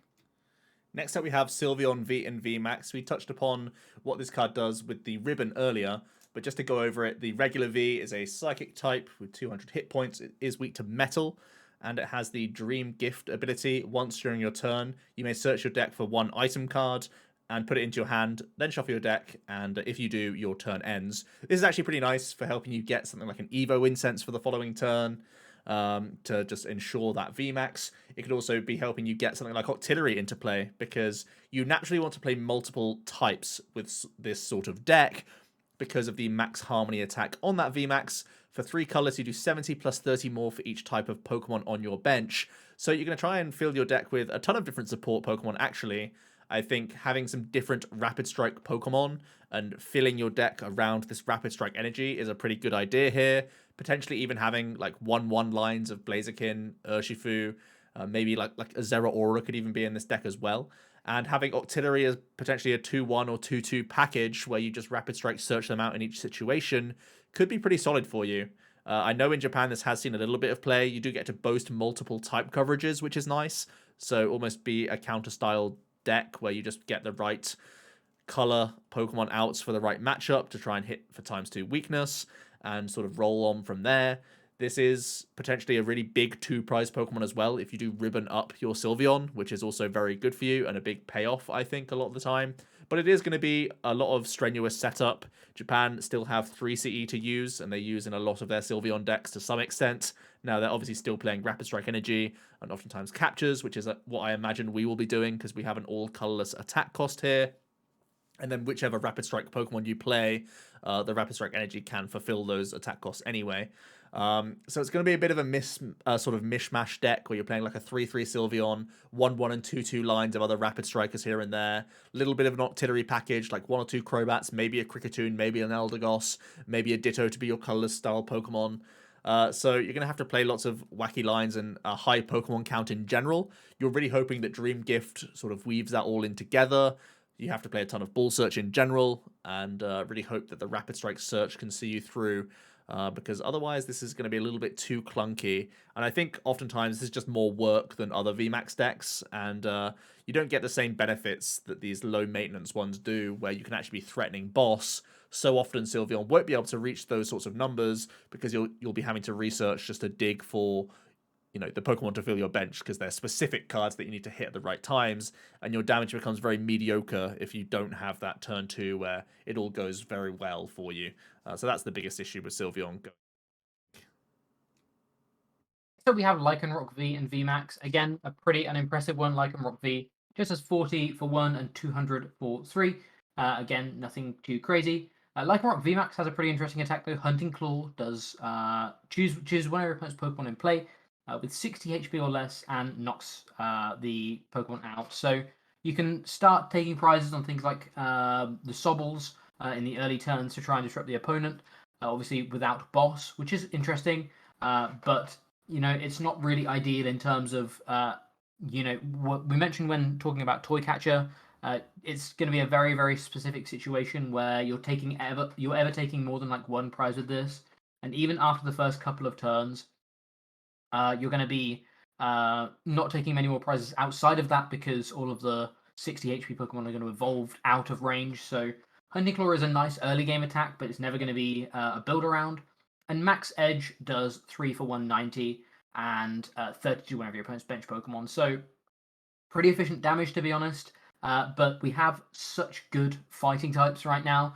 I think typically it's going to be almost always better to be playing something like Rapid Strike Urshifu because they are more efficient with the damage and they have access to things like Rapid Strike Energy, which I think is far better than Rose and Colossal as an energy acceleration engine. So yeah, I think Lycanroc could have been pretty interesting had we not already had a fantastic fighting type in the format right now. But because of that, it's really not that impressive. And I think in general, Urshifu just outclasses it in pretty much every way. It's a better sniper. It's better at doing raw damage to the active in a lot of situations for the amount of resources you have to put into it. And yeah, the only benefit Lycanroc has is probably a better weakness. But if we do see Leafeon being as dominant as it potentially could be in terms of trying to gatekeep Umbreons, this would get kept as well. So yeah, pretty unimpressive overall in comparison. Next up, we have Medicham V. This card looks excellent because it can just be a one-of in some already very strong decks. I've already spouted how much I like Ice Rider in the post-rotation format. Urshifu, a very similar deal here where you get to take advantage of the Inteleon package that we've seen do very well, especially in the later stages of the current format that we're in. And as we move into post-rotation, that engine doesn't change too much. Medicham really gives this deck an extra dimension where it can give you comeback mechanics or just really quick ways to steal wins from the opponent here because you get to take an extra turn. Now, this is some delicious text. Taking an extra turn is a crazy, crazy effect. Now, it is quite niche because you have to take a knockout and it's on one of your opponent's Pokemon that you're only placing 2 damage counters onto. But as we know, both Ice Rider and Urshifu are decks that can use the Inteleon pings and their natural raw damage output that they have with the likes of Gmax Rapid Flow and Max Lance. These can easily set up the numbers for the Medicham to do a little sprinkle of 2 counters, and then you go gallivanting and have that second turn. A second turn is incredible. You get to draw a ton more cards. You get to double dip on abilities like Quick Shooting, like Rapid Strike Search. And it means that if you don't have game in hand, you can spend a turn using like a research to dig for boss and then yoga loop for that extra turn. And then if the extra 7 cards got you boss, you still have win. So it's a great way for you to use draw supporters and then look to win the game the following turn because you're not allowing your opponent to do anything essentially with the Medicham. And I think this is going to be a huge payoff card for both of these decks. It means you have some good combat potential as well in a format that has very little combat potential otherwise. The Medicham can simply attach a Rapid Strike Energy, or if you're playing Ice Rider, you can Melanie and turn attach to fulfill that Yoga Loop all in one turn. So it hits the board, you take that extra turn, and then you simply like pay retreat out of it and use a different attacker here. So it's going to really smooth out these 2 archetypes, and I can foresee it easily going into both of them as a 1 copy.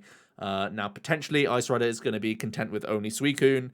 Potentially, Urshifu will go down other directions, but I think you'd be kind of crazy not to play the one of Medicham, at least in Rapid, because it gives you just such a good second dimension and sort of mini goal throughout the game of sort of keeping your opponent's damage in check. It keeps you off taking prize cards for certain turns, then you can take like a ton at once and really close the game amazingly as well. So very flashy card, but really worth sort of investing into in your game plan because it can be a great way to finish. Next up, we have Garbodor V and VMAX. Pretty unimpressive overall. Garbodor V has the Trash Cycle attack that confuses the opponent and they can't retreat, which again isn't massive because we have so many switching outs right now. And then does 130 for 3 with Sludge Bomb. And then Garbodor VMAX has the Trash Hoarding ability that lets you attach up to 2 tools to this Pokemon at once.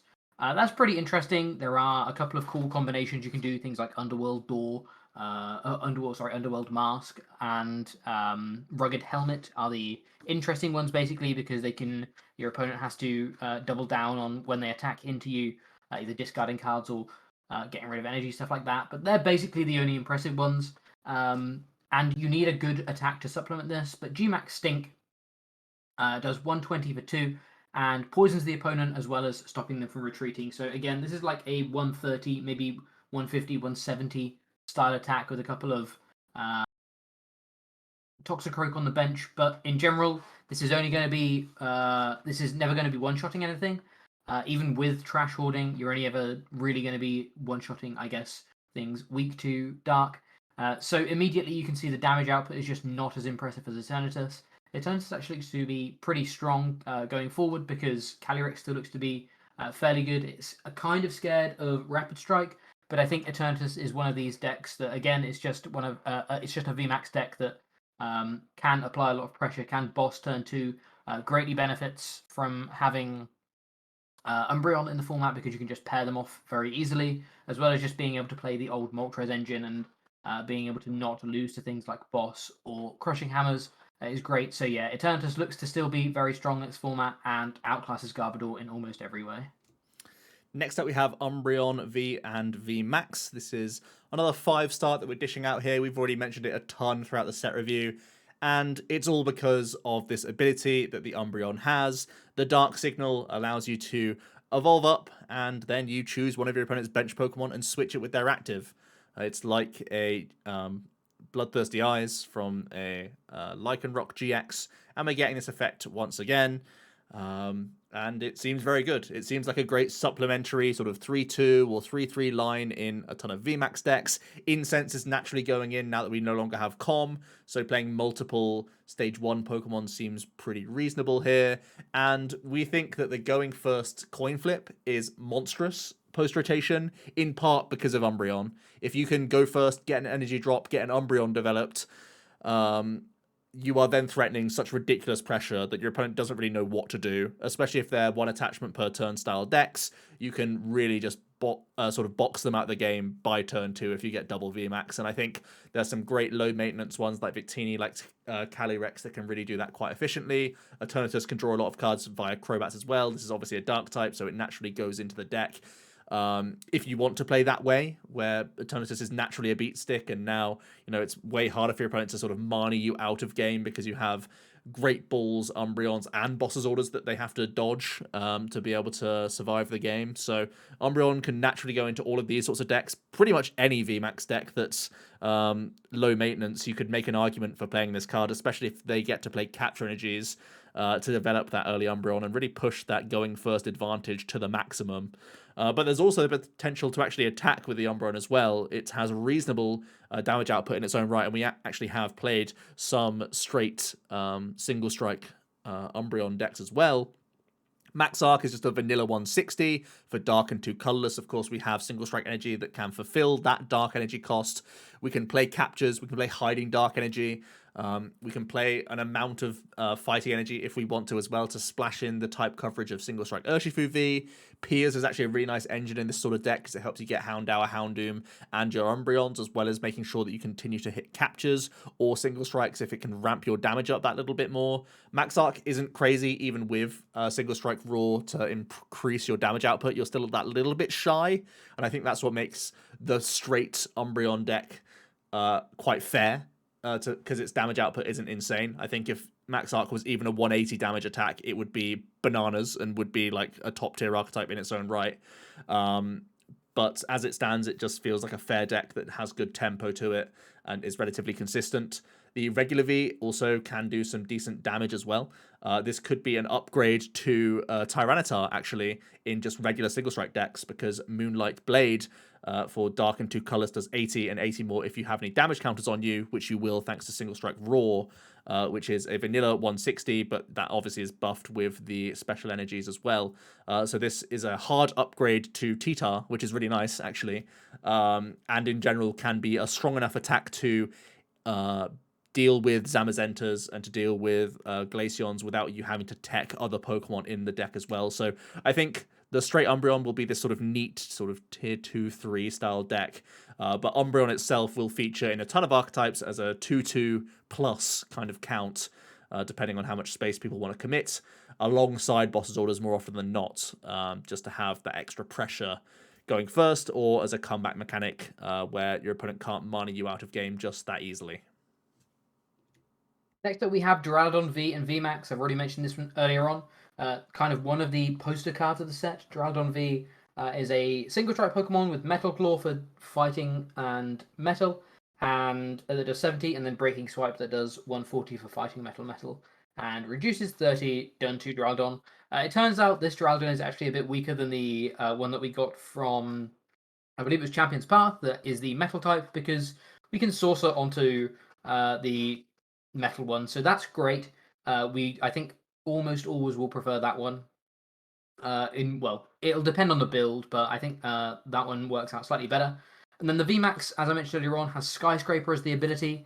Prevent all damage done to this Pokemon by attacks from each opponent's Pokemon that has any special energy attached. So essentially, the idea is you want to be playing this in a meta where there are a lot of different decks that are using a lot of special energy that maybe only run a handful of basic energy for you to essentially just wall against them. 330 HP is pretty big, and when you factor in things like Crystal Cave, you can be healing, you can be reducing damage, or buffing your HP with something like a Big Charm, and you can kind of just become this Luke Metal style wall deck where your opponent just can't break through. Unfortunately, the only deck that this really targets or hard targets is Urshifu. That's the only deck that we think will be playing more specials than basic energy. So whilst you probably have a pretty free Urshifu, most other decks in the format will be able to play the game against you, which is kind of awkward. Gmax Pulverization is then what you have to use to win the game outside of just winning with Skyscraper, which is 220 and goes through all effects on your opponent's active Pokemon. So Shred is great. It's nice to get through pretty much everything. And 220 is KOing Evolving Vs, which is again all great things. But unfortunately, all of this just doesn't really work well together because you need single strike. It's a single strike Pokemon, so one of the acceleration options is single strike energy and Houndoom. But you can't play the Metal Saucer build of that really very well because the Duraludon V is a metal type and not more importantly, not a single strike Pokemon, so you can't accelerate to that one. You then can't Metal Saucer the VMAX, so you have to draw your Metal Saucers before your Houndoom stuff, and you can't draw them in the wrong order, so that all sounds kind of awkward. So then you have to look at a Bronzong engine maybe. Bronzong I think gets worse, one, naturally because we lose the good Bronzor that lets you evolve immediately, but two, just because I think there are better attackers in general for Bronzong to be playing. I think Bronzong works better as a counter, like a toolbox deck where you're hitting for weaknesses rather than just trying to use it as a way of setting up something that does efficient damage. I think the idea of Bronzong is looks to be way better when you're hitting, where you're playing like 4 or 5, maybe 6 different one-of types of attacker rather than just trying to do a lot of damage with one Pokemon.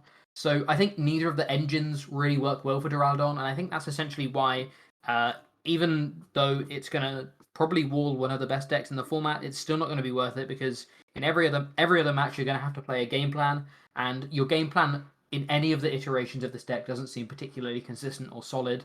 So I think until we have some kind of a better way of being able to accelerate to this Duraludon, it's really not going to be worth it. You don't want to have to draw things in the wrong order with the Metal and Houndoom style build, and Bronzong I think has better options in general. So yeah, unfortunately not quite good enough. A very, very flashy card, but not going to be one that makes a scene, I don't think. Next up we have Noivern V. It's a 200 hit point dragon type with free retreat, and it has Boom Burst for a psychic. You can do 20 to each of your opponent's Pokemon. We of course have Telescopic Sight, and this is a throwback to Flying Flip, of course. The hope is that you can buy enough turns, maybe with some disruption style supporters, and just continue to boom burst through the game. But I think we're a really squishy 2-prize Pokemon. That's not really ever going to be an effective strategy. We've seen from Sandaconda VMAX that basically has the same text, that we can't even use like a Cheryl approach to undo a bunch of damage with a 3-prize Pokemon effectively in the format. So we have scope for this being terrible, and I think that will continue to be the case. Synchro Loud also, just a quick mention on that, if you level up the hand sizes you can do 180. Not enough payoff, not enough easy ways to even level up that hand size, to be honest, with that awkward energy cost. So this is a glamorous card, but not really doing too much overall. Next up, we have Rayquaza V and VMAX. Now, this really is the big card of the set, and I've already touched on why we actually think it's going to be a 4-star. Rayquaza V has Dragon Pulse for 40, where you discard the top 2, and Spiral Burst for a fire and a lightning that does 20, plus 80 more for each, either up to 2 fire or lightning you have attached to this Pokemon. So 180 is its cap, and honestly, it's actually a pretty decent cap. It sets up, it 2-shots things, which is nice, and having a V Pokemon that actually can use an attack is not completely just useless and only there for being able to evolve. Actually will be pretty good. It means that you can set up things for the VMAX potentially later on, as well as naturally force kind of like an 8 prize game, because you can force your opponent to go through one of the Vs and then 2 VMAX or whatever. But you are always going to have Flaffies on your board, so there's always going to be that kind of worry that they're just going to be able to get around that. So it can be a little bit awkward, but you can force people to go through 8 prizes. And then the VMAX has basically a very similar attack. Max Burst does 20 plus 80 for the any number, so there's no longer a 2 amount cap on the amount of basic fire or basic lightning you discard. Currently, and we are fairly safe to assume that you can only discard 1 type of energy at once. That's what basically everyone has been playing it towards, because this is how Ray has been printed forever. But should anything change, this attack does get a lot better. But assuming that this is not the case, you kind of have to be discarding 4 energy to get 1 shots. That's 40 in general. So you need to be discarding 4 energy, which you're going to achieve by using Rose or the Flaffy to build up the energy and then kind of switch in and just do a big max burst. And hopefully on the next turn, you've got another Ray on the bench that you can then use all your Flaffies on, use another Rose maybe, and just go again, max burst. Try and win in 2 turns. It's kind of the idea of the deck. As well as that, we have Sky High Wave, which is Ray's ability that lets you discard your hand once per turn and then draw 3 cards. Typically, discarding your hand doesn't seem that great, but 1, natural synergy with Rose to be able to get all of your energy back after you've max burst, and then you've already got no hand, so it's a straight up draw 3. But 2, just in general, having this extra dig, provided you run enough recovery, things like rods and power pads, potentially stuff like that, so you always have access to resources that you discard with Sky High Wave. It's actually not really that much of a downside, to be honest. It also gets energy in the bin, as well as, like we've said in the past, just having draw outside of supporter means you can draw into boss or whatever. So yeah, pretty good card overall. And maybe you'd argue, why is that not good enough? Well, it turns out that multiple stage 1s in a deck can be pretty awkward when you have to achieve multiple Flaffies, probably 2 to 3 Flaffies on turn 2 to be able to max burst for a KO in a lot of situations. That's it's fairly easy to get them out with Stormy range, but it can be quite difficult to get more out, because we only have things like Evo Incense and Level Ball. Then we also have to find the Evo Incenses or naturally find Rays to evolve them up. So it can be a little bit awkward getting set up in the first instance. When you do get set up, it's more of a case of can you chain. We found it's been more of a case of can you chain Rose on the right turns, which again can be quite difficult. Obviously, you can run things like Power Pad and Eldegoss and stuff, but Rose, I think, has proved to us more and more that it is a pivotal piece of the deck, because you have to be able to, actually get around the fact that sometimes your Flaffies are going to be bossed up, or sometimes you're going to miss them, or sometimes you're not even going to be able to, because you can only attach energy to the bench with Flaffy. Things aren't going to be in the right order, so you do need to have access to Rose, and sometimes that's just not going to be possible. It definitely does have the capability of, in realistic terms, probably beating anything. It has so much aggression when things go right. The problem we found, though, is when things go wrong, they can go pretty badly wrong, and that's going to be what keeps it from that tier 1, tier S kind of echelon. We feel it's going to fall pretty safely into tier 2. It will be able to win tournaments. It will be a very aggressive deck, and it is definitely one that you have to respect and keep in mind. But just it's not quite the glamorous kind of showstopper that we thought it might be. At the end of the day, it is still a Malamar deck, and we've seen how inconsistent Malamar can be. There is a lot of ball search, which is always great for these style decks. But having a stage 1 attacker rather than a basic attacker, I think, is one of the biggest downsides. And despite having that inbuilt consistency of Sky High Wave, sometimes you do still feel like you're just one turn behind, which is a bit awkward. Side note as well, Urshifu looks to potentially be a bit of a thorn in this deck's side. We do have some gameplay that we'll be putting up in the next couple of days of a matchup or of a game between those two. But it really does force the deck to have to rely on Rose because none of the Flaffies are basically ever safe. So again, Urshifu looks to be pretty dominant in this format, very, very strong. And that forces pressure onto Rose. And Rose typically is only ever going to be a 2-of, we feel. So yeah, it really puts the deck under a lot of pressure. So naturally having a bad matchup out there as well is going to be pretty awkward. But yeah, still definitely one to respect, definitely one to not completely forget about, but it's not quite the showstopper that it maybe seemed when it was first revealed. On to the single prizes then. We start off with the grass types, and we have Eldegoss here. Quick note on the basic Gossifleur that we have available from the Sword and Shield base set that has a call for family attack for a colorless and allows you to get 3 basics into play.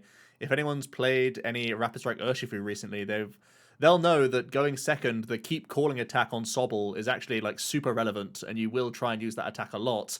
So actually trying to have Gossifleur here as potentially just like a 4 count and just have it as a 1 prizer to sit in the active and to use your turn 1 attachment to call for family is a nice benefit to have to fall back on here, because when you evolve, you get the benefit of Eldegoss, which is a really nice ability actually. Cotton Transport, once during a turn, search your deck for 2 basic energy and put them straight into your hand. No questions asked. It's a free tutor of 2 cards. Very, very nice, to be honest, especially because it doesn't cost anything. You are levelable, searchable, so it can go into a handful of other archetypes that have levelable synergies, like Cherim, like Frostmoth, for example, that are on the slide here. And just getting free energy attachments is never a bad thing.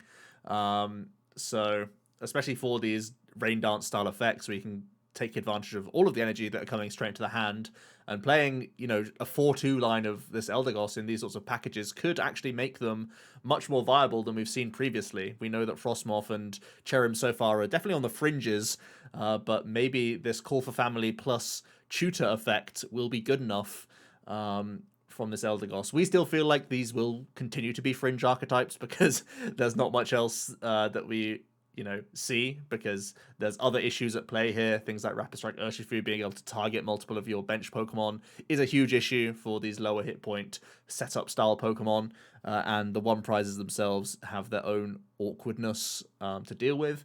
But we really like this package, and I can foresee it being a thing that archetypes do go for. Even a Ghost Rider could be playing a Gossifleur Eldegoss package just because you want to have a 1 prize Pokemon in the active for turn 2 if you're going second, rather than just threatening one of your Calyrex. So I could actually foresee that being a thing. You know, if you see a Call for Family for double Ghost Rider and an Alcremie, that's actually a really scary board state, right? So it could be a package in mainstream decks. And Alcremie is something I want to experiment with in general. Really nice synergy with the Galarian Articuno, this Eldegoss, because you can tutor out the 2 Psych Energies from your deck and put it straight down into play with Articuno. And if you just whisk those energies back away into the discard pile, you can play things like Energy Retrieval and Scoop Up Net to pick up your Articunos all over again. So it could be an interesting straight Alcremie build that has Eldegoss and Galarian Bird as your acceleration. I think that could be exciting. I think it'll probably end up being worse than just Ghost Rider. But I like these as a package, and I want to see what people do with it, because it feels like just good enough, because it's so many free energy cards, and Call for Family is, for 3 Pokemon is a good enough effect when giving up a 1 prize that isn't the end of the world, and protect, you force boss in the format, which is pretty important, I think. So I want to see where people take this. Right now, I'm skeptical that it overtakes a lot of other engines, but it may end up getting there, so definitely worth more experimentation. Next up we have Jumpluff. Jumpluff is a Rapid Strike Pokemon with the Fluffy Combo Strike ability. Just a quick note on the Skiploom. Skiploom has Solar Evolution, which lets you evolve it basically whenever you attach an energy from your hand to it. You can search your deck for a Jumpluff and pop it on to the Skiploom. So it's basically a stage 1, which is cool. That's nice in terms of being able to at least be a bit more consistent, which is good. Yeah, and Fluffy Combo Strike is the attack on Jumpluff that basically lets you attack twice. Typically, that's usually we've seen a couple of decks in the past, or a couple of archetypes in the past, basically all around that Omega Barrage back from like the Primal Clash era, which let you attack twice. There were a couple of decks that used that. Um, Typically, you're not going to be using revolving attack, I don't feel, because revolving attack is just doing a flat 60. We did mention earlier on there's some gloves and stuff that you can pop on this and essentially be doing like 180 to specific types. But 180 isn't all that great, especially when one prizes look to be kind of weak in this format because Rapid Strike seems to be a fairly good gatekeeper of them, unfortunately. One thing you can do is you can play these scrolls, the Rapid Strike Scroll of the Skies, Scroll of the Swirls, or Flying Dragon Scroll to essentially attack twice. All of them kind of do slightly different things. I don't think any of them are particularly impressive in terms of being able to, make this archetype viable. But there are at least a variety of different attacks you can use. You've got spreading, you've got sniping, you've got grav drop for one big attack against things that have set up on you. You can probably two-shot them, which is cool because that kind of becomes a one-shot with Fluffy Combo Strike. But yeah, in general, I just think it's not. It's kind of this one prize archetype that they seem to force in every set. There's nothing really particularly good about these attacking twice because even when you're attacking twice, things like Rapid Strike will still be able to win the prize rate against you because they're able to take out your Jump Luffs and Skip Blooms. And in all fairness, you have 90 HP, which is very fragile anyway. So there's going to be all sorts of maybe even just evolving Vs that can KO you. So yeah, it's a pretty interesting archetype. I'm sure people will experiment with it, but I can't see it ever being particularly good. It's kind of like I say, this one prize archetype that they seem to force in each set. I think Jump Luff is their one for this set, and outside of maybe making these scrolls somewhat not just bulk, Jump Luff isn't quite it, unfortunately. Onto the water types, we have Krogonal. Just a quick note on it, really. It has the elemental chain attack. Look at the top 6 cards of your deck and attach any number of basic energy cards you find there to your Pokemon in any way that you like, then shuffle your other cards back into your deck. This is a water energy cost, and we know that water has a plethora of ways to flood energies via supporter and via Pokemon. But this Krogonal is another option of just getting energies out of the deck and attaching them across your board. I don't think there's really enough reason to play this in anything because water has enough help, and playing multiple energy colors means that the Krogonal becomes less consistent and just in general a little bit weaker. And looking at the top 6, there's no guarantees there anyway. But yeah, just a quick note on it as a potential basic accelerator if you're going second. So we have Ludicolo. Ludicolo has 140 HP and has the High Tension Dance ability. When you play this Pokemon from your hand to evolve one of your Pokemon, during this turn, the attacks of your basic Pokemon do 100 damage more to your opponent's active Pokemon. So the only two real, the only one real answer or solution to this ability being good would be being able to play Zacian and pushing into 330 with Brave Blade.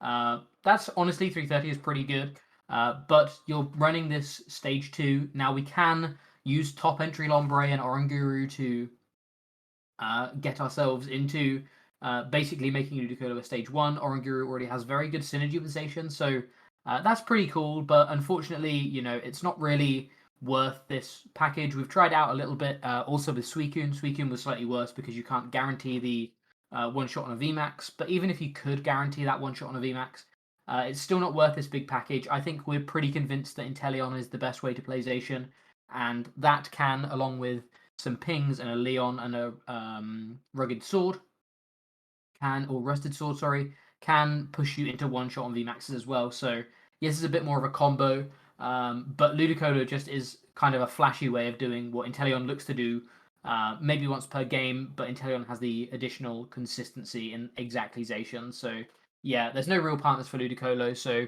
a very flashy ability, but not one that's going to be too impactful. Next up, we have Milotic. It has the Droplet Protection ability, which is the main talking point here. Whenever your opponent plays a supporter card from their hand, prevent all effects of that card done to you or your hand. So it's similar to like an old Marowak that we used to have. And this is a Rapid Striker as well, so it does have that little bit of extra tutor ability potentially if you're playing Octillery. But in general, this is just a way to prevent Marnie from affecting your hand, and Marnie's the only hand disruption we have really, apart from a Thievul that we'll talk about later. So I think, yeah, this is potentially a worthy 1/1 include if we do come up with any controlling archetype post rotation. I think rotation hits control pretty hard. I can't foresee there being a deck, and I know Sander is going to be listening and shaking his head at me, and he already knows the ways. But I foresee Milotic exactly going into one of those decks that we can't currently foresee happening.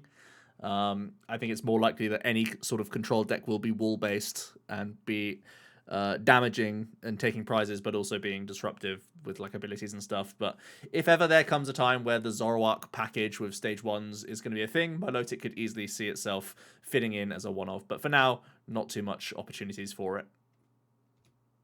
Next up, we have Wishy-Washy. Wishy-Washy is a 30 HP Rapid Strike basic Pokemon. The School Power ability, if this Pokemon has 3 Water Energy attached to it, at least 3 Water Energy attached to it, this Pokemon gets 150 HP. So it's a 180 HP basic Pokemon, one prizer, which is pretty cool. Obviously, you have to have the energy attached to them, which is kind of awkward because until you do, things like Inteleon and stuff are just going to feast on these Wishy-Washies. We do have things like Frostmoth, though, to try and accelerate energy onto the Wishy-Washy when it comes down. So that's basically the only way you're going to be able to build this. We have that Cotton Transport Eldegoss along with the Cool Family Gossifleur earlier on. So this is like kind of that package that Joe was mentioning about how to build that kind of deck. And then Group Shot for 2 colorless energy, just 30 plus 30 more for each basic energy attached to this Pokemon. So the idea is basically just build up a load of energy, at least 3, but realistically probably at least 6 to be able to at least be 2-shotting things. And then just Group Shot, 5, and then just Group Shot through things 2 turns at a time, and kind of saying I'm this one. If you're able to do 180 HP, you're still only taking 1 prize.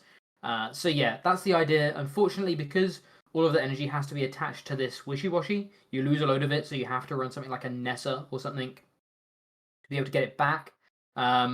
You're going to have to run a fair few energy anyway, because you're still probably not going to have enough energy off of the back of Nessa, so you're still going to need to run some buckets and a fairly high energy account just to be able to keep the energy coming and be able to build up these school powers.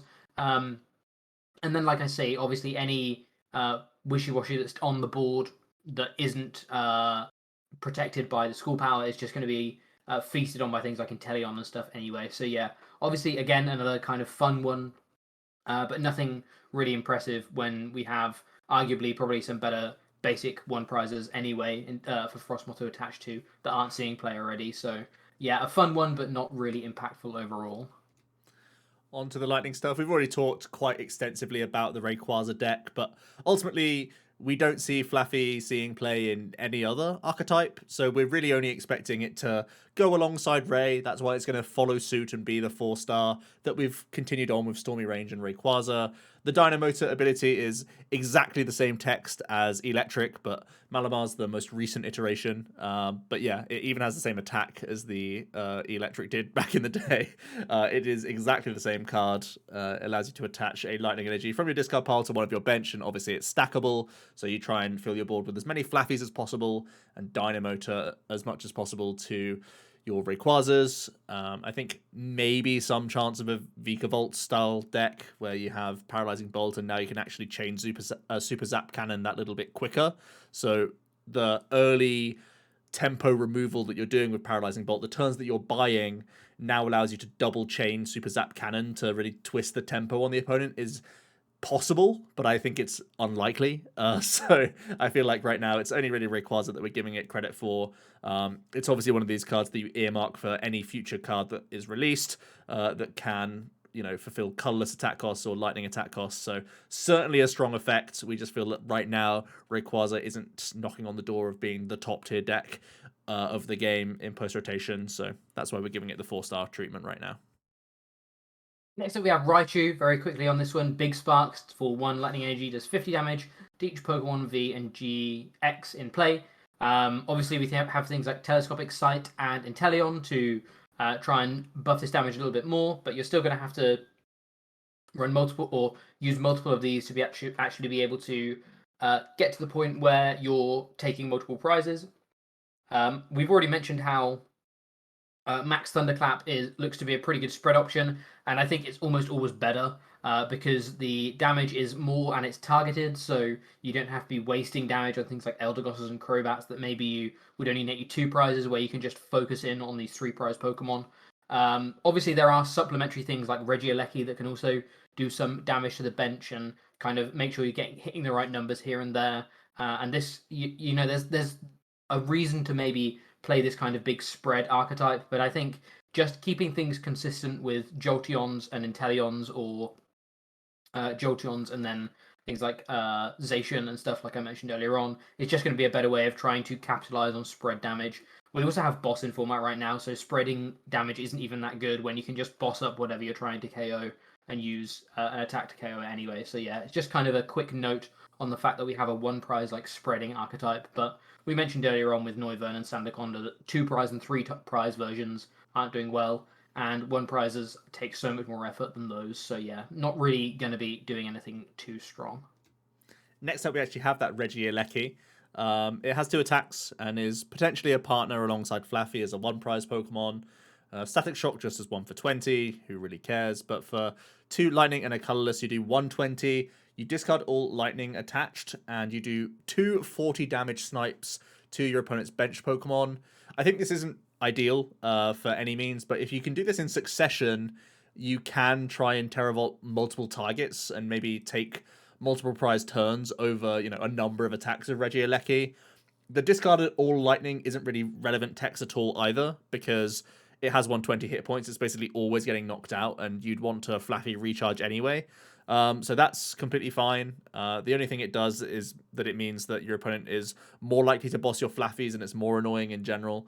So that's something to sort of keep up with. Potentially, Regieleki is a one-of in Rayquaza for setting up some numbers, potentially, or just trying to skew that prize race in general. Or it could be the face of a pure 1 prize Flaffy archetype, and you just try and take advantage of the 90 hit point Pokemon around, and you just constantly Terravolt onto those, whilst also, slowly chipping through a 3 prize Pokemon or whatever. I think ultimately that's going to be too slow of an archetype damage-wise, and there's going to be better routes for you to go. That's why we're not rating it too high right now. And our Rayquaza list, we're so focused on the amount of ball search that we need for the Flaffies themselves and the Rayquazas themselves that we haven't even found space for one of tech Pokemon. It's genuinely that difficult, and you have to prioritize so much, overcompensating with ball search to even get going in the first place, that we don't have time for these sort of somewhat useful tech Pokemon. Next up, we have Galarian Articuno. We've already mentioned this one a little bit. The Cold Charge ability says that once during your turn, when you place Pokemon down from your hand to your bench, you may attach up to 2 Psychic Energy from your hand to this Pokemon. So it's essentially the Chaotic Star ability that Giratina Prism had, but you can run multiple of these. So Chaotic Star and the Darkrai Prism, which had similar abilities, never really saw too much play. So it seems fair trying them out on Pokemon that you can run more than one of. And actually, this does seem pretty interesting. Obviously, we have a fair few. We have a very strong Psychic archetype right now in Shadow Rider Calyrex. This could potentially see play as a one-of in that it kind of is somewhat anti-synergistic, because yes, it's synergistic for the attack for the Max guys to plus 60, but obviously Underworld Door lets you draw cards if you're attaching these energy via the ability. So it's kind of a risk versus reward thing, where if you need to deal with something very quickly, you maybe don't spend the energy Underworld Dooring, you don't save them for the next turn's Underworld Door, you just need to deal with the threat straight away. You can Cold Charge for that plus 60, but then you could potentially put yourself in a bit of a worse position next turn, so that's why it's probably ever only going to be maybe a 1-of in Shadow Rider, at most a 2-of, but I think a 1-of, maybe even a 0-of in certain situations. But it does seem to have a very synergistic partnership with Alcremie. So Alcremie's Gmax Whisk is discarding the energy anyway. So you want a lot of energy on the board. You want to then play these Cold Charges down. Again, these are 120 damage buffs rather than 60, which is way more relevant. You can then Gmax Whisk all the energy off, and then you can do things like shuffle the energy back in, or even get them back to hand. Then use Scoop Up Nets to pick up the Galarian Articuno and drop it back down and recharge the Gmax Whisk for the next turn. That's an archetype that I'm actually really interested in trying out. I don't think it will be better than Shadow Rider, but I think it will actually be good enough to potentially be an alternative psychic type deck in the format. I think Shadow Rider will be more consistent and probably have a better matchup spread, but I think Alcremie will have times where it just blows the opponent out of the game and you can't really do anything against it, whereas Shadow Rider basically always takes 2 or 3 turns to get your opponent to set up, let your opponent set up, and especially now that it doesn't have Gengar Mimikyu anymore, it can't even like slow the game down to get itself into the game. Shadow Rider actually does feel a lot more fair post rotation because they can't just completely stop the game with Horror House. So yeah, Galarian Articuno looks like an interesting one-of in Shadow Rider and potentially a new way to play a pure Alcremie deck. It's worth noting Spiritual Laser also does 120 for 3, which I actually don't think is irrelevant because there will be certain situations where you can't find boss or whatever, so Spiritual Laser can just take the KO on something that you couldn't quite KO with Max Geist or Gmax Whisk in the earlier turns. But yeah, it looks to be really interesting. Like I say, we think it's only going to be ever a 0 to 1 of in Shadow Rider just because of the anti-synergy with Underworld Door and kind of that panic. You never really are too happy about playing Cold Charge because it's -4 cards technically, but there will be certain situations where you just have to get that KO and stay in the game. But it does look to potentially be a way to play Alcremie. Again, we think Alcremie is not going to be as good as Shadow Rider, but it does at least look like it could potentially be an alternative psychic deck, and it looks at least to have a good engine now, which is cool. Onto Gorgeist. It's a stage 1 Pokemon that has 120 hit points. It has the Monster Parade attack for 2 colorless. You do 60 times the number of psychic Pokemon you find in the top 6 of your deck, and then you shuffle those Pokemon back into your deck. Pretty funny, to be honest, because there are actually a good amount of psychic Pokemon in the game, and you can just pack your deck with a ton of psychic Pokemon and get some of them into play, but then keep a lot of them in the deck just for the damage output. Now, this is obviously a wacky card. You're never really guaranteeing your damage output. But it would be really funny just to pack your deck with all of these sorts of cards where you have, sometimes you randomly set up like a 1/1 or a 2/2 Poltegeist line and you T-break away like Dedennes and spare Poltes just to draw yourself through and maintain your deck. Or you get a random Calyrex into play just for the sake of Underworld Door attaching so that you can chain the Monster Parade attack. But not even care about Max Geist and actually going for the wacky parade instead. Definitely a fun one, but not too competitive. Next up we have Pumpkaboo. Pumpkaboo is the pseudo replacement of Marshadow. Unfortunately, it's way worse than Marshadow. The Pumpkin Hole ability says when you place Pokemon from your hand to your bench during your turn, discard any stadium in play. So basically, Marshadow was a kind of a proactive way of discarding energy because you could pop it on the bench and use it when you wanted it. Pumpkaboo is way more reactive. You have to have it on the turn that you need to get rid of the stadium. You can reuse it. You can scoop up net the Pumpkaboo and use it multiple times. But that's not as good as it just being reactive. I've had multiple debates with multiple people on social media about how this is not better than this is not better than Marshadow because you can reuse it, because you need to have it in hand, and that is something that was so good about Marshadow. It didn't matter when you drew it through the game; you could just pop it on the bench, and it was there for whenever you needed it. It looks to be somewhat important in a couple of archetypes. Maybe archetypes that don't have great stadiums, in particular Glaceon. But even things like Zamazenta and Shadow Rider Calyrex that do have good stadiums may still find themselves playing a 1 Pumpkaboo anyway, just to be able to have an additional out to being able to get rid of a Path to the Peak. Path to the Peak hasn't been as impactful as it looked like it was going to be. Well, it has, but it's shifted how decks have been built, and because of that, Path to the Peak isn't seeing play in huge amounts because people are just respecting it and not playing big Dedenne engines or anything like that anymore in as much as they were before. And I don't know whether that's going to change post rotation. It's kind of hard to tell because something like Glaceon could just force people to have to play Path to the Peak, or if they don't want to play Phoebes and stuff, to be able to get around that Crystal Veil ability. So Path to the Peak is a really weird one. It's going to be interesting to see where it kind of falls, and Pumpkaboo will kind of live or die because basically the only stadium you want to be getting rid of with Pumpkaboo is Path to the Peak, because it's the only one that's limiting your draw options to be able to find your counter stadiums anyway. So yeah, it's a really interesting one. It's kind of that's why we've rated it kind of in the middle, because it's not going to be a mainstay in every deck. Marshadow can be played in pretty much everything right now. It's always going to be fairly good disruption. But it could see play in a variety of different decks, and it probably is a 1-2 of in Glaceon, which looks to be probably at least a tier 2 archetype. So yeah, it kind of falls right in the middle of, depending on how big Path to the Peak is. But one thing is definitely noteworthy, and it's just the fact that it's way worse than Marshadow. And I think we're all kind of sad to see Marshadow go, even though it kind of somewhat ruined Stadium Wars along with Chaotic Swell. I think Marshadow was a far more elegant way of dealing with Path to the Peak.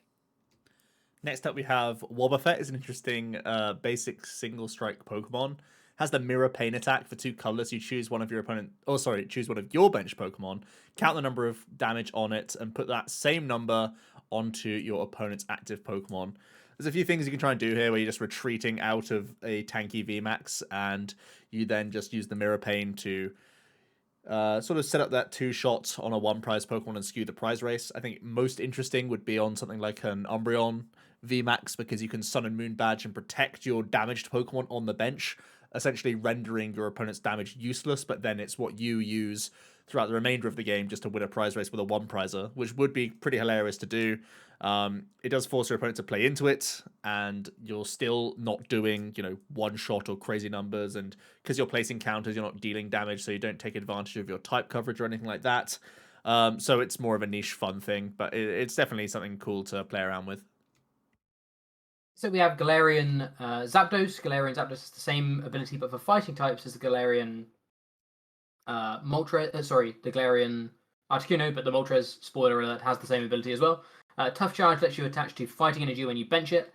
Unfortunately, this one just doesn't have as much practical use as the Psychic one. You can E-switch off to Rapid Strikes. This could be a way to get multiple Gmax Rapid Flows turn after turn. We've kind of been talking about this as a mini goal all set of how can you Gmax Rapid Flow multiple times. I've been playing so much Urshifu lately, and just being able to chain the attack is very, very impressive. But Galarian Zapdos doesn't feel like it's that way, because you have to run a lot of basic fighting energy in your deck to be able to do that, and the deck typically isn't running a high amount of basic fighting, so you already have to kind of warp the deck, and then you also have to warp it with E-switches and stuff, so that's not great. And the attack isn't all that great either. Thunderous Kick to 70, and if you discard all energy attached to this Pokemon, you can paralyze the opponent. Obviously, as I mentioned with special conditions, there's a lot of switching outs and stuff right now, so paralysis isn't great. There is at least kind of internal synergy with things like Scoop Up Net and Eldegoss and energy retrieval to be able to get the energy back and reuse Thunderous Kick turn after turn. But the paralysis just isn't good enough right now, and there's no great answer for what we do with these fighting energy when we put them down. It's one of these abilities which looks to be very strong, and potentially over the next couple of years could be absolutely game breaking. But right now, the only fighting deck we have already has a great energy acceleration in the form of Rapid Strike, as well as not many fighting energy in the deck anyway. So it just doesn't quite fit into that model of deck, unfortunately. Next up, we do have that Moltres that Jack was just mentioning, and it does share that same ability, but this time for dark energies. So when you put it into play from your hand, you can attach 2 dark from hand also to this guy, which means that Fiery Wrath attack is effectively a lot cheaper. You can just swing 1 extra energy on, and it does 20 plus 50 more for each prize card your opponent has already taken. So it is actually quite scary in the later stages, and a decent attack to go for. But we don't think it's really worth building a deck around. I don't feel like this is good enough as a 1-prize Pokemon to put in an Eternatus. That's pretty much the flagship dark deck that you can think of. And I actually think that the Galarian Moltres V cannibalizes this Galarian Moltres, because the Dire Flame Wings is just more gradual tempo that you gain, and can fulfill that role of having this E-switch target available for random decks. We have seen a little bit of Urshifu Moltres as a archetype. It's not really hit the top tables, but it has had cameos here and there. And I think that's more likely to continue than just adding in this 1-prizer, because it all has to happen all at once from hand. It's far less easy to maintain than just a Moltres that you put into play. You eventually research stuff throughout the game or whatever, and you will be getting that Dire Flame Wings value. And of course, Aura Burn is in general a more valuable attack, because you can more easily and more quickly threaten things like Ghost Rider and stuff like that. So I think, unfortunately, the V here is conflicting with this new Galarian Moltres, and it's what makes it a lot less valuable in the format overall. So we have Thievul, nothing too impressive, but we did just want to touch on it quickly. The Fumble Hand ability. When you evolve your Nickit into a Thievul, you can force each player to shuffle their hand to the bottom of the deck and draw 4 cards.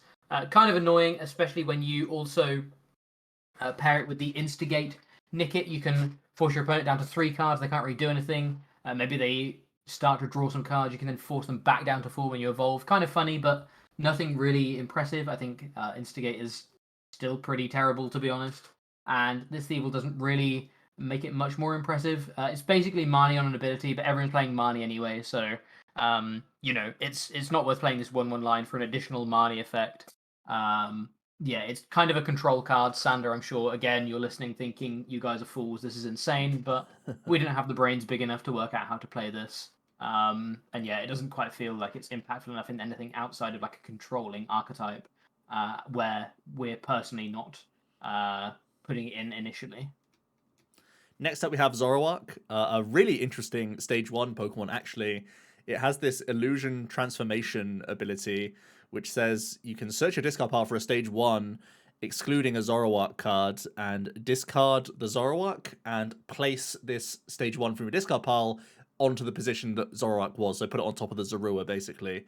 And that means you can try and make some kind of kooky Stage 1 toolbox style decks based on the Zoroark. Now, we're only giving this 1 star, and I think you can see there's some variety in the ratings there from the community, because it's quite a unique style effect, and it's one that you really need to get your head around where the value lies for a card like this. And I think, first of all, you get to play more of your basic, essentially. The more Zoruas that you hit in the opening effectively can then turn into the right Stage 1. So, for example, you now get to play 4 Minccino and 4 Zorua, which could all, in theory, become Cincinos. So, in your opening turns, you have more likelihood of getting a bunch of them down into play, so you can start making do as crazily and as quickly as possible.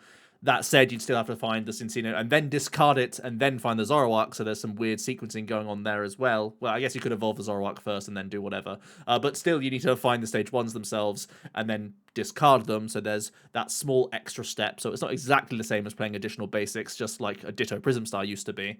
That was much more cleaner of an ability overall. But it could be fulfilling that small niche in archetypes like Wheezing, which is completely a meme archetype, but right now it just proves that, you only have 4 coughing, and that is a restriction for that style of deck.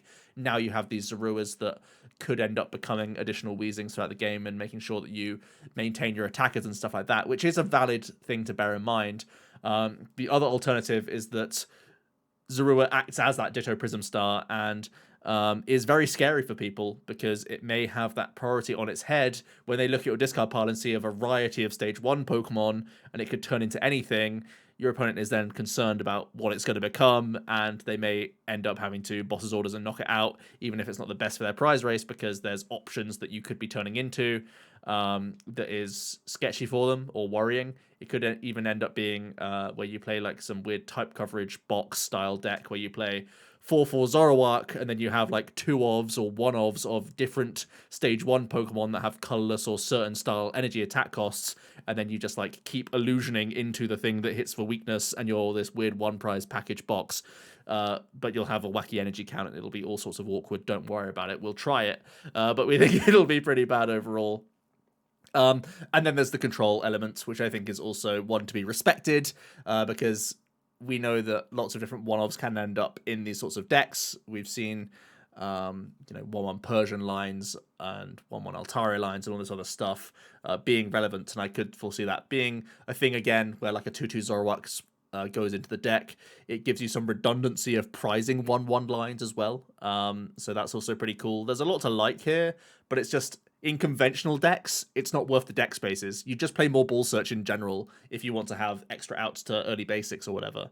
And you'd have to have extra discard synergy and this, that, and the other. So it's too many hoops for your old conventional deck, but you can do some really cool stuff with this card. So it definitely will take up some of my time and take up a lot of other people's time trying to make the most out of the card. So we have Altaria. Altaria is a 90 HP stage 1 dragon type with a luring search ability. Once during a turn, you may search your deck for a support card, reveal it, and put it on top of the deck.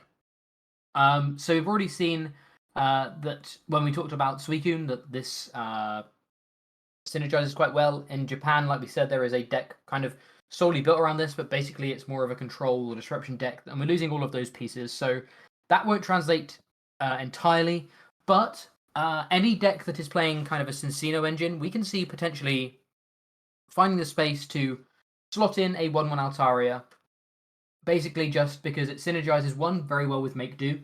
Just because you're discarding cards are drawn off the top, so you're kind of guaranteeing the support you want. Two, it's a level ball engine. We can play level ball Altaria, which is great.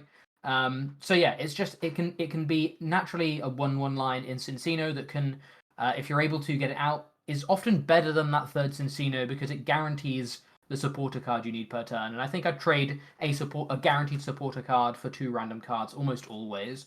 So yeah, it's very, very good in Cincino, but even in decks that are running Suicune and Guru, it may just see play as a 1/1 line in there, or maybe even a 2/2, just to kind of guarantee it. Because again, level ball engines look to be very good, and this just natural drawing of 1 per turn can translate into a boss or a research or whatever support you want, just to keep things smooth and keep things going. And it looks to be a really, really good engine. There's obviously lots of different one-off supporters that we mentioned earlier on as well, things like Zinnias and Raihan, as well as Birdkeeper that are often in their 1 counts, or low counts, 1 to 2 counts maybe, that you can guarantee on the turns you need it, but also guaranteeing key supporters like Melanie and Boss on the specific turns you need them is going to be really useful. So yeah, it looks to be a great addition to these level ball engines. I'm going to be trying it out in Cincino engines for sure, and hopefully it's kind of going to give a reason to push Cincino back to the forefront. We saw basically when we saw Inteleon's release, we kind of said, is Inteleon better than Cincino? Turns out tutoring cards is better than just randomly drawing cards, and there's not many Cincino decks out there right now.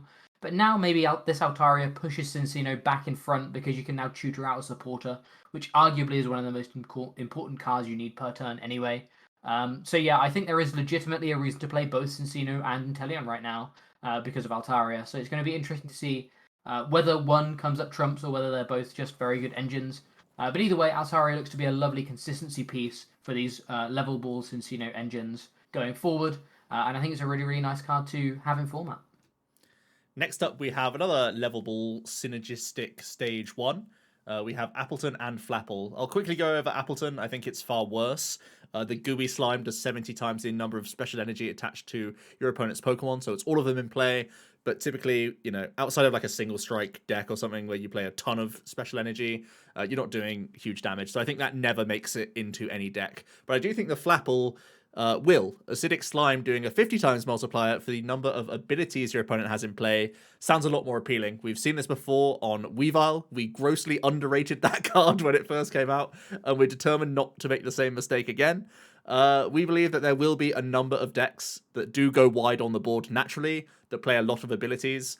Ice Rider is going to have, the Suicunes now, as well as the Drizzle line. There's going to be Rapid Strike that plays the Drizzle line, a ton of Cincino engines out there. There's going to be Umbreon VMAX alongside other VMAXs. There's obviously Ghost Rider and Eternatus, the biggest one that you can take advantage of. And I think, in general, just playing a levelable engine, just like you said with the Altaria, Jack, if you're playing Cincino, if you're playing Altaria, you can justify a 1/1 Flapple line as a 1-prize Pokemon that can deal around 200 damage, skew that prize trade, and set up the VMAX for your VMAX the following turn, So I think that's very valid. There is some question mark as well around maybe Apple Drop Flapple being more relevant now that Swell's gone, where you can actually use Turfield effectively and loop Flapples, and then you just play like one of the Acidic Slime and a ton of Apple Drops or whatever, or split between them however you want and have like a really thick Apple sort of Applin and Flapple line. I think that's pretty bad. I think I just want to play a 1/1 of this new Flapple and try and take advantage of it in a prize race situation, get my 200 damage counters or so, and sort of roll with that and try and make it work for me. I think that's where it's really going to see play here. Next up, we have Kyurem, again, a pretty weak one, but it's just at least worth noting as another option for the Frostmoth decks. Extreme Freeze has 60 for water, water, metal. And you discard any number of water energy attached to your Pokemon, and you do 60 damage for each card discarded this way. So it's kind of like a big payoff card for Frostmoth decks. Again, Frostmoth decks aren't particularly good right now, but if you're determined in playing a one prize archetype with Frostmoth, I think Kyurem is one of the better attackers, I guess. We have things like Cotton Transport, which can tutor out that metal energy, as well as being able to get lots of water energy onto your bench Pokemon for with Ice Dance for Extreme Freeze. But you can't attach water energy to the Kyurem, so it's going to take 3 turns to power this up, which is just not efficient at all. It's really not worth it because by the time you've attached 3 energy manually, outside of things like E-Switch and stuff, which again you really don't want to be playing, it's not you're going to be too far behind in the game. And despite Extreme Freeze being able to KO 3 prize Pokemon, they're going to respond KO on your Kyurem, and you're going to have to set up a whole new one. And the game isn't lasting 6 turns after that. So, well, in general, but it's not going to last 3 turns after that anyway. So, yeah, it's not worth it as a one prize archetype, which is kind of unfortunate because Kyurem, I think, it would have been a pretty cool attacker, but Frostmoth limiting it to water Pokemon only kind of means Kyurem is left to dry and can't really attach or get set up in any timely manner. Next up, we have Regidrago. Pretty similar style thing we're going for here, where we're going to try and play Eldegoss and Cherrim to accelerate, and we have the Dragon Energy, which is the main selling point of Regidrago. 240 with a minus of 20 for each counter on this Pokemon. The minus actually isn't hugely relevant because you're expecting something this fragile to get knocked out in a lot of instances. You do have some scope to still be dealing reasonable damage, even if you are getting pinged with like Inteleon or whatnot. You're still dealing 2 shots onto things. The only thing you need to be mindful of that little bit more is to like when you're benching these and being that little bit more careful. But overall, you can see this as a 240 like vanilla from a one prize Pokemon. You're obviously hitting nothing for weakness, so you're solidly like 2-shotting into things. Your main threat is that you can take a 2 prize knockout quite early. The one thing I would say is that this is going to be so setup based that you won't ever be able to boss's orders, so your opponent can play around this quite a lot. And you're obviously concerned about some sniping Pokemon. You're worried about your Cherrims getting knocked out. So you're worried about having to split fire and grass energies, even with an Eldegoss package, and even with like potentially Clara recovering these sorts of Pokemon. You're still that little bit concerned. I think it's just going to be clunky. Overall, it's probably the best way you can be playing Cherrim going forward, but that's not really saying much because it's really done nothing in the format so far. And that's it. We've managed to wrap everything up. Here is the summary of all the trainers. Feel free to pause if you just want a quick oversight of everything we discussed well over 2 hours ago now, starting with the trainers. Then we've also got the V and vmax Pokemon, as well as the one prize Pokemon as well. So yeah, lots of very, very interesting cards. This set doesn't quite look to be as impactful as Chilling Reign and Battle Styles, but there are definitely some highlight pieces. It looks to be more setup based though, which is cool. Things like Suicune and Umbreon look to be very good, as well as not really proving any massive major shakeups. I think Ray will be good, but it won't be insane. And I think Glaceon is the other one that looks to be pretty meta warping potentially, but again could just fall flat on its face if there's enough counters out there right now. But yeah, look at these amazing arts. Make sure you grab some packs of this set because the arts in this set are absolutely insane. I think this is one of the best looking sets of all time. I think the all arts look incredible. So whilst it's not quite as competitive as some of the other sets, it's definitely worth picking up some packs heading to pre-releases, trying to get some of these cards because they're definitely going to look good in the binder. But yeah, unless there's anything else from you, Joe. Just going to say that, yeah, thanks for sticking around if you're still here. We're going to be doing a tier list, we're going to be doing a buy list, we're going to be doing all of that new stuff, and there's going to be a little bit more tabletop gameplay until the new set's released, so keep an eye out for that. And yeah, thanks so much for watching, and let us know your thoughts down below. We will see you in another video soon. Cheers.